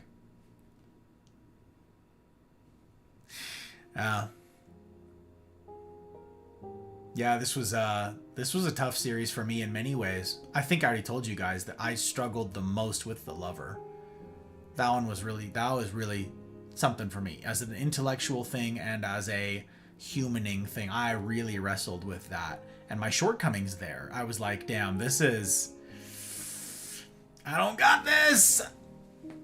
I ain't historically got this. And I'm like, how am I supposed to teach it? And boy, I really wrestled with that. And I went to people in my life that I knew understood this. As I was reading about it, I'm like, damn, people's names came to mind, faces came to mind of people who had some of this stuff sorted out. And I'm like, oh no. And I had to humble myself and go ask them and be like, all right, teach me. Give it to me straight, Doc. How do I figure this out? How do I get this rectified? You know, I can't be of benefit to anyone else here until I do. And I can't be the proper husband to the hot bride until I do. There's a lot I got to get right about The Lover. I'm still working on it. The king is an incredibly heavy burden, and I understand this one quite a lot. I've been in leadership roles for a very long time. And as I'm not yet in the stage proper in terms of age, but for the role of king, I understand some of that weight. I have for a while. Different feels, Liz. Different feels for all of it. Yeah, different feels. I've studied Darwining. Silly. Aw, Self. How you doing, Self? It's good to see you. It's Godfather Gus. Good to see you, my friend. How the heck are you? Made it to Weekend's Eve? Huh? You survived yet another week. A pleasure. Sorry I'm behind on chat, but it's good to see you. My birthday's February 7th? What? That's crazy. You seem kind of serious. Friday nights are always serious. Almost always. Friday nights are almost always serious, Self. Yep. See a little banner running along the bottom of the screen? This is your secret. This is your tell. This is your tip off. Raids are disabled for serious lectures, and there will be this little thing running along the bottom. Yep. Serious business, many of the Friday nights. Not all of them. Some of them are just chatting or just hanging out, but most of them are serious business. That's why. Sometimes it's the people you're closest to that are hoped to be reached and touched. But as it happens, discomfort allows a place of discovery that lends to growth.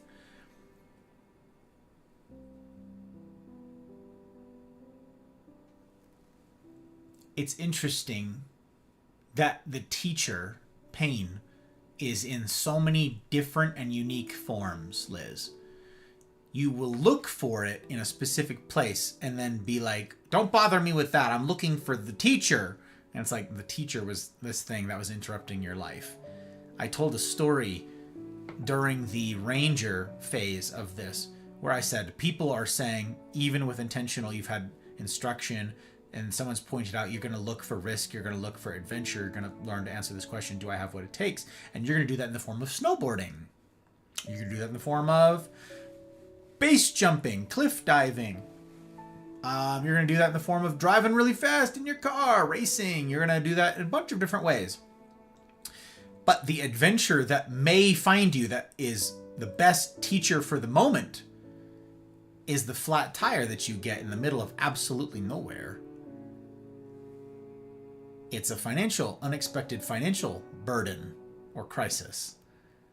Adventure comes in many forms. And we make a mistake if we go, oh, no, I was looking for it right here. It's all around you. If you will but open your eyes to it. And some of the people, yes, I said, I want to help the people. I want to help these people. Not you. Get away from me. Who are you? Why are you bothering me? Turns out some of the benefit from our lessons learned and us trying to do life well will be for these people. And this has got to be one of the most heartbreaking things that I hear on a regular basis from the parents in the mafia, which is, I want to reach my kid. Some have grown kids. The mentors that I meet with every Tuesday all have grown kids. Some have grandkids. One has great-grandkids. I think two have great-grandkids. And I hear all of the time, How do I reach my son? I messed up so much of my life. I messed up so much of how do I reach him now that I know better? You're learning all of these skills, and that's great, and it's of benefit, and it's your cup overflows, and it benefits all the people around you, but your son is not around you. I want to specifically reach and help my son. Yeah, it's neat that I'm helping all of these other people, but I want it to reach him. One of life's toughest lessons, it sounds an awful lot to me like, is the blessing of you, each of you, or me getting this right, is I don't get to choose where that blessing flows to. If I'm a cup and that cup overflows, it overruns the banks and it runs down all sides, it gets all of this. I don't get to focus it. If this overflows, I don't get to choose a direction that it all runs in.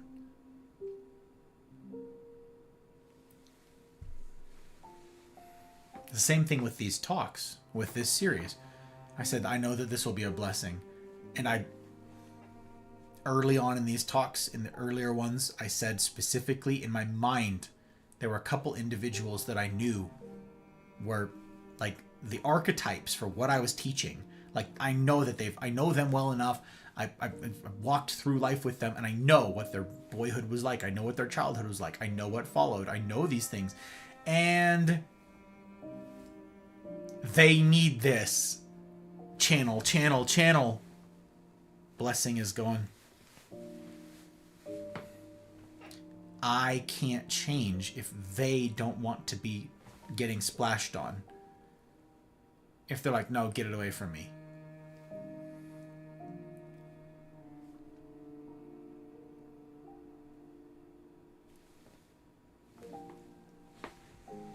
Be a blessing to whomever you can.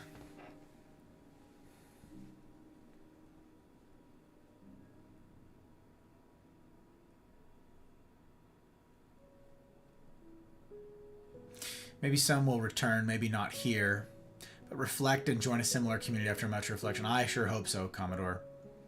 After being banished from many a community, I have gained wisdom of what to say, what not to say, what's socially healthy, what's socially unhealthy. It's good, powerful stuff, important stuff. I need details. Sorry, I'm late to stream.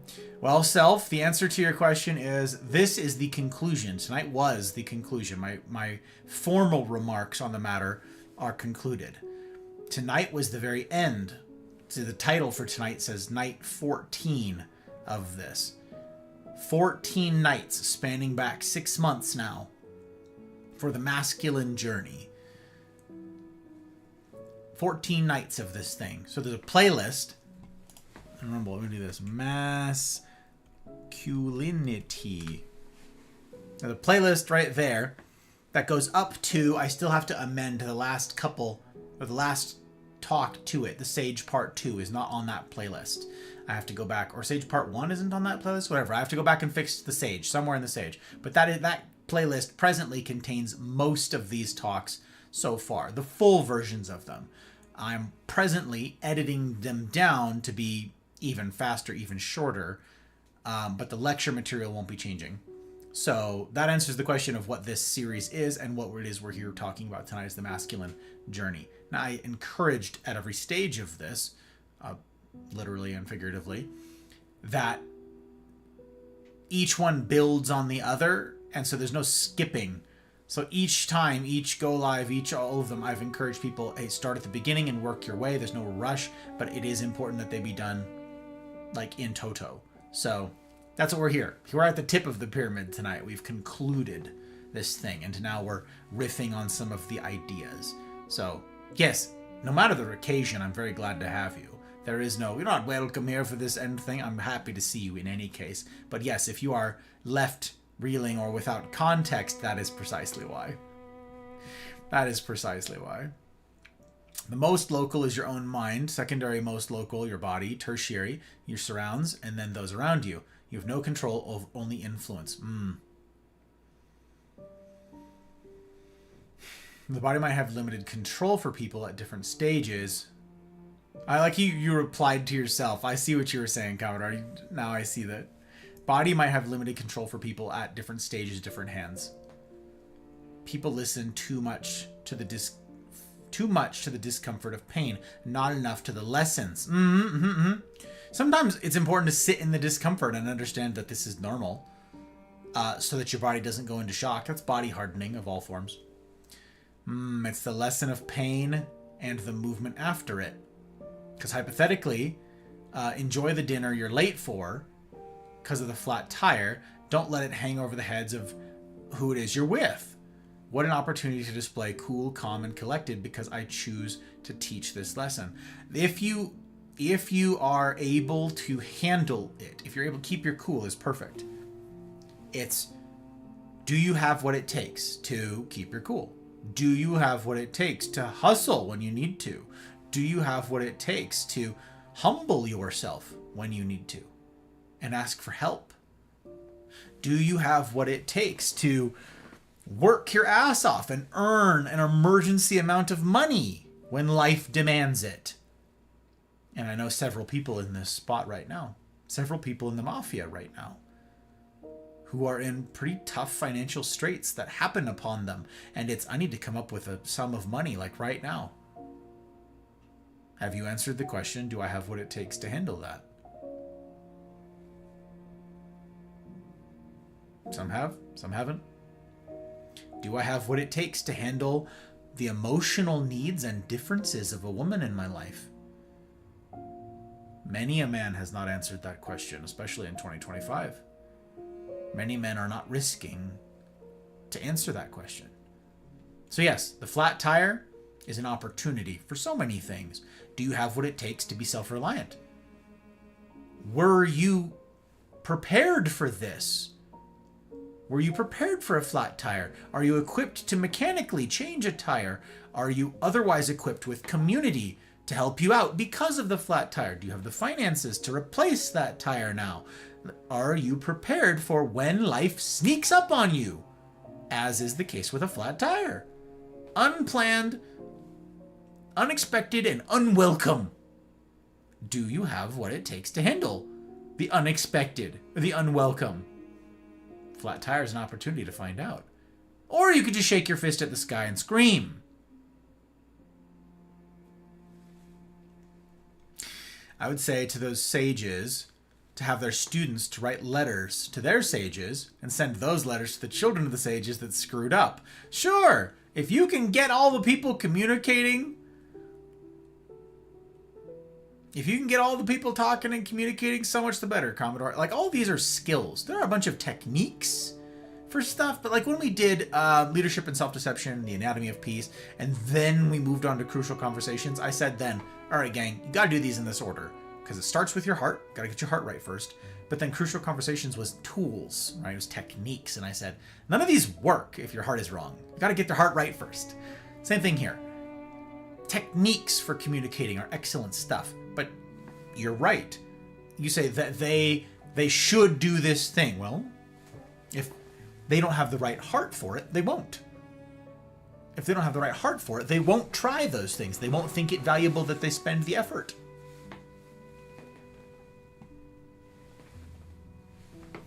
You know, I love this chair, but it's a noisy chair. I'm so self-conscious about all the... There's no other chair like it, though. Alas. Someone make a better chair. Just show love. You can't change a person. It's true. You can show a horse to the pond, but you can't make them drink. Absolutely, Self. Absolutely. If the children of the sages don't trust the sages, they may not trust their students. Maybe, maybe not. And who here has reason to trust wholly all of the older folks in their lives? Nobody. A lot of people have screwed a lot of stuff up. Hard to work back from that. What's next after this? I know Apex, miscellaneous game. What's on the docket for the lectures? That's a good question, Commodore. It's a good question. I'm 35 years old. I kind of know what you're saying, dog. Glad to hear it, Self. Glad to hear it. What's next, Commodore? Okay. At the beginning of this year, Hard Mode 101, leading up to the masculine journey, I spoke about best practices. And I said that the theme for this year was going to be best practices. There are several fields, several areas of life, pursuits in life, chunks of the human experience that I have studied, that I know some things about, and for which there are best practices that perhaps people don't think there are best practices. Perhaps people think it's just sort of, wing it. And, you know, life sucks and then you die. But I'm like, no, there's a right way of doing things. In particular, I am presently wrestling with, and have been for, 4 weeks. I want to say 4 weeks now. I have really been wrestling with one about work. Now, I had originally built out a talk, and I've got all these talking points that I wanted to hit because I have this whole theory that I wanted to explore and process about with y'all. And 4 weeks ago, I had not all of it, but I had a pretty sizable chunk of it kind of upended. I had a pretty sizable chunk of my hypothesizing just sort of like unceremoniously destroyed. And I'm like, bah! So I'm actually glad that I've not finished this series earlier, because then I would have delivered the work talks. Maybe it was one, maybe it was two. It was going to be 1 or 2 talks earlier. And then later I would have had to go back and be like, I was wrong. Let me change everything. Again, not everything, but again, a sizable chunk, kind of a meaningful chunk of this. So I've been processing with Hot Bride, with my mentors, with some trusted friends, counsel, my men's group, stuff like that. I've been processing some of these ideas that I have about work with them. And I, at present, do not know. Before, I had a pretty good idea of how I was going to do this. Like, I was all laid out. Like, oh, here's how I progress. Here's how I teach it. Okay, fine. It's a fun hook. It's a fun payoff. Great. It was symmetrical and pretty, and I was pretty pleased. At least with the broad strokes. It wasn't yet fully fleshed out, but broad strokes. Happy with them. Okay, let's add some meat on these bones, and we're there. Now, like, half my skeleton got knocked away, and I'm like, ah! And so right now, I do not know how to teach this well. And I am struggling with that. So work was on the docket. That is one of the things I absolutely was going to get to. Now I am still figuring out how to do that. So work is one of them. I've got a whole bunch of others that are basically best practices for humaning. Yeah. I'm going to, at some point, revisit formally the meek versus weak thing. I'm going to do that. And I've been asked to, I don't have a timeline on this, okay? So everybody's like, ooh, when? Oh, don't hold your breath. I don't have a date for you, okay? I'm loath to even mention it because some people are going to get their hopes up and be like, I'm going to jump in right now. Okay, well, yeah.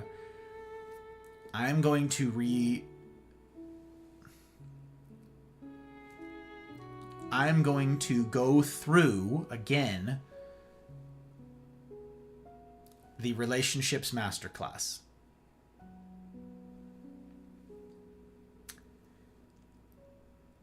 That is no small thing. That will be a lot of work to bring it up to modern day. That will be a ton of work to gather up all the latest statistics, because that's the bulk of it. That's the lion's share of the preparation for it, is all of the latest information that corroborates the overarching themes. It will need a facelift, and it will need to be distilled down. It will need to be shortened, truncated, because in its original form, it was much too verbose and not at all digestible. So I'm looking to do that. I don't know when. So, yep. Yep. Do you guys like chess? There are a couple people, 2 people in particular in the Mafia, who are real big on chess. They tend to post chess games and stuff in the Confabulating channel and talk about how games went. They do digital whatevers. So we have a handful of folks who are big in chess. Me, I never did get into chess. I had a cool kid chessboard when I was young, never did stay with it, so I'm useless for you in this regard, my friend. I was able to immerse myself in challenging talk that came about tonight. The more the challenge, the better. Takes me right back to growing up on base in Beaufort. But the mentality of let's work together, because, well, that's what we're told. No joke, but it makes sense. Yeah. Work together. We all lift together. What's interesting is children don't often, I say the vast majority of the time, Liz, and everybody else, I'm sure you guys know this like this will ring true for your experience as well, is children don't understand nuance. They don't understand philosophizing. They don't understand the wisdom behind actions or behaviors or habits, even if they're good ones. They'll just know, this is what my family does. This is what we do. You know, we go camping once a year, and we do this as a family. We have dinner as a family. We get our homework done before we can play. They don't understand why all of that is important. They don't need to know all of the nuance. They don't need to know that it's shaping them, that it's developing them. They don't need to know all of this. They can't. They don't have the capacity to wrap their little brains around it anyways. What they do know is the behavior. So if a parent is wise, they will just establish patterns that the children have no choice but to fall into, that the children are enveloped in, and just like, this is what we do. And then later, perhaps, they will go, oh, that's why we did that. Hey, thanks, Mom. Hey, thanks, Dad. But yeah, as a parent, it's very often like, no, we're doing this. I don't understand. You don't need to understand. You just gotta do what I say. Otherwise, I won't feed you. How about you beta test it with a CNR?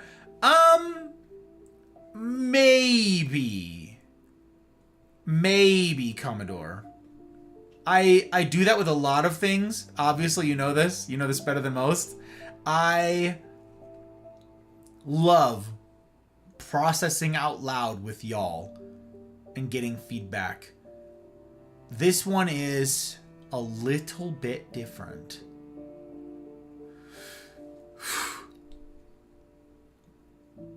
We'll see. Good segue if I say so myself. CNRs, that's right. Thank you for dropping the links, yes. Gang, I am grateful. I am grateful for your patience through this whole thing, through this whole arc. Where do I have this thing? Where do I have this asset saved?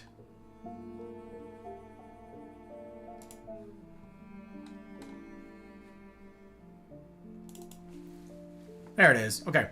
I'm going to drop this in the Discord one last time. I mean, I suppose someone could ask for it later, but I'm going to do this thing in the Discord in Confabulating right now, okay? I'm going to drop the stages of the masculine journey one more time in the Discord. That is the visual. It's kind of a rough visual. I know there's like imperfections on it and stuff like that, but I was scrambling, and listen, I'm not like a wizard, Harry, with all the visuals and stuff. So if someone ever wants to clean it up, by all means. But that is the visual that I made to represent the masculine journey in toto, okay? From start to finish, and where the various stages are for your life. From 0 to like 100 years old, okay? From 0 to 90 years old. Something to that effect. Those are the stages. Those are the arcs. When you enter the stages proper. And you can see a bunch of the overlap. You can see a bunch of the...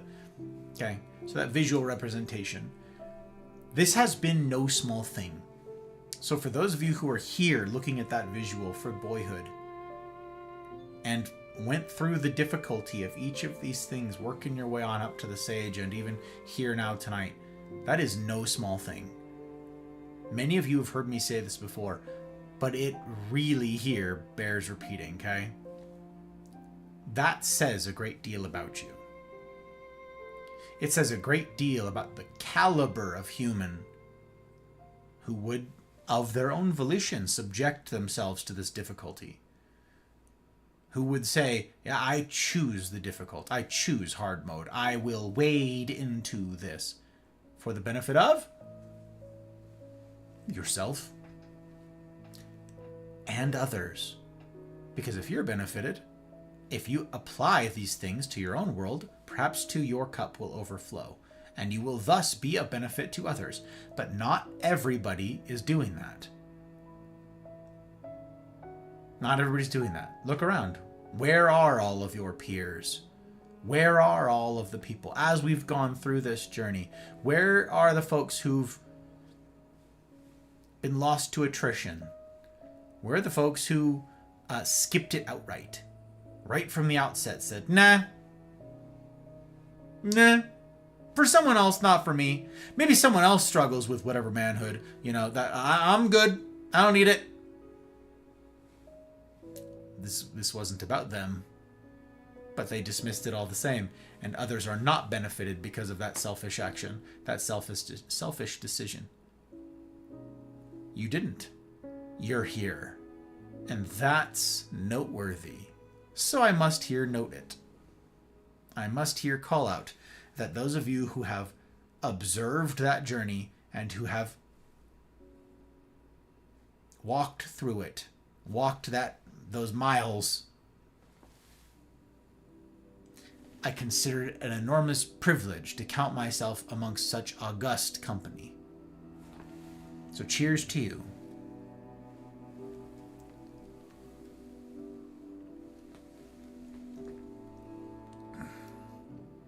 Cheers to that very sort.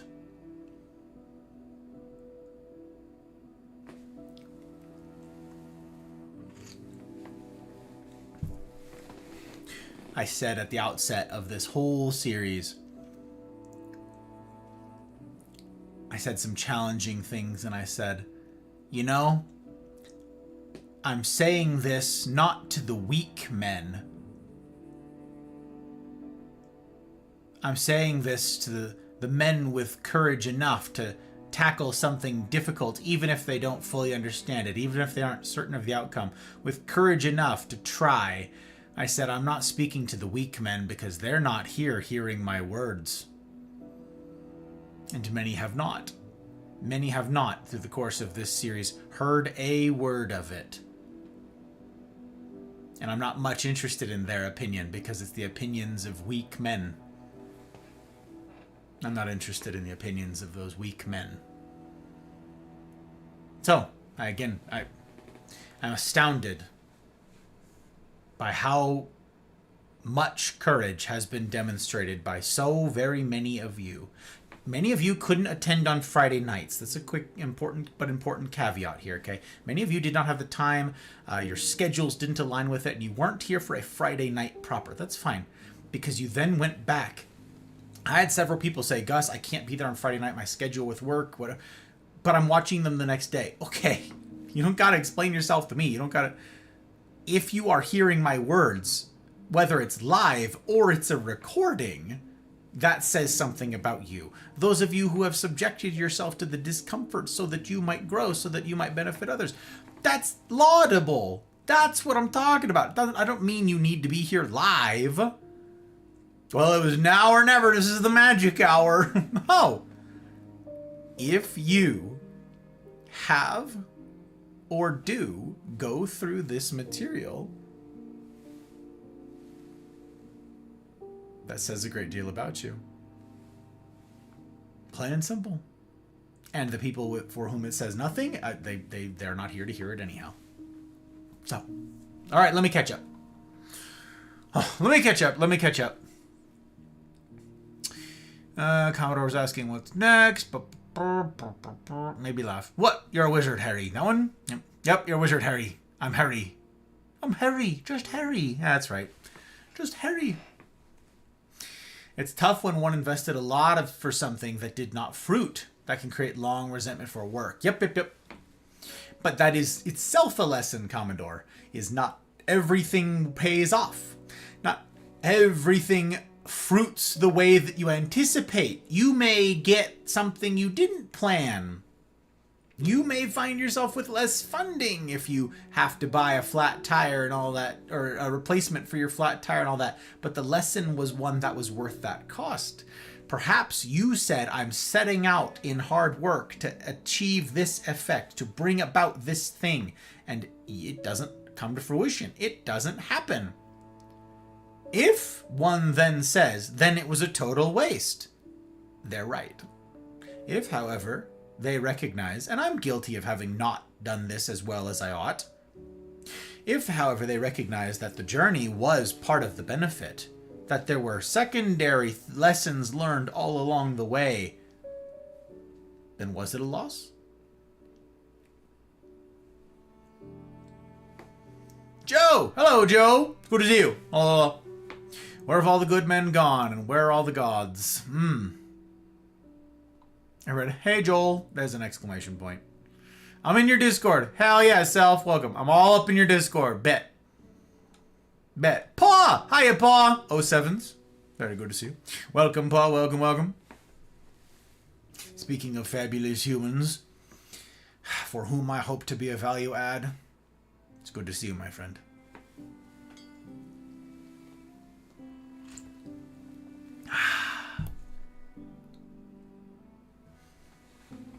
It is no small thing. You know, there are...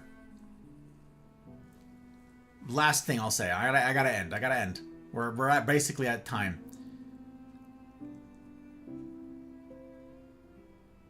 Are we behind a wall, or am I a hallucinates? You're not behind a wall. No, Aki. No behind a wall. It's good to see you, Aki. Hope you're well. You guys traveling? You guys living? You guys dreaming? You vibing out there? How goes the travels? I talked about you both at our outset here tonight. Said, safe travels to those toes. I remarked, and I'll by way of closing here, I remarked a couple times throughout this series that I knew of people who had specific struggles with specific stages because I knew specific stories about them.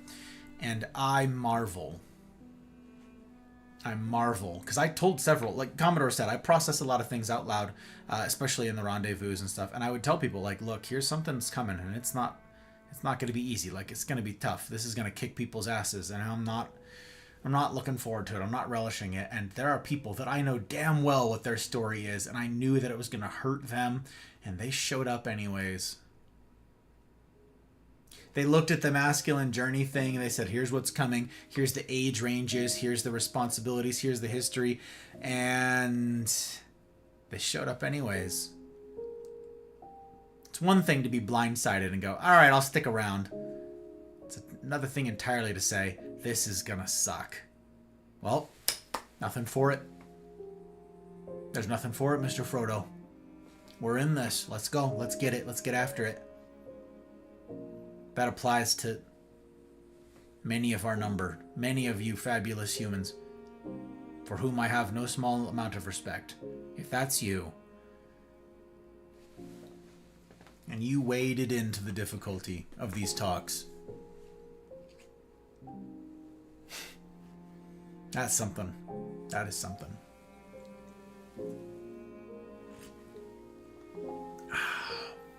We was vibing. Much funds was had. Lovely sights were seen. Good, I'm glad. Embrace the suck, indeed. I suppose it helped learn a more important lesson. In school, you learn, then you get tested. In real life, you get tested, and then you learn. If someone's there to tell you early on that these are tests and things you can learn from, yes. Otherwise, you just circle. You just repeat the same lessons over and over again, the same pains over and over again, and never learn from them. And what a tragedy. What a tragedy. It's one of the saddest sights to see. Liz, a pleasure, madam. And to all the rest of you, I hope to see you soon. For those of you who missed the announcement at tonight's outset, there is no stream tomorrow night. I updated the schedule on Twitch. I will have to put out an announcement in the Discord tomorrow, but I got my weeks mixed up. This is on me.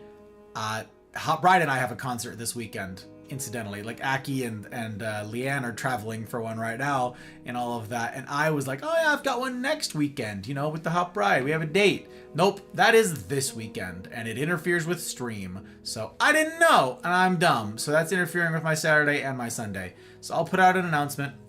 But for those of you hearing now, yes, my next stream is Tuesday in it. Tuesday in it, okay? Apex. I'll keep you guys posted on what follows.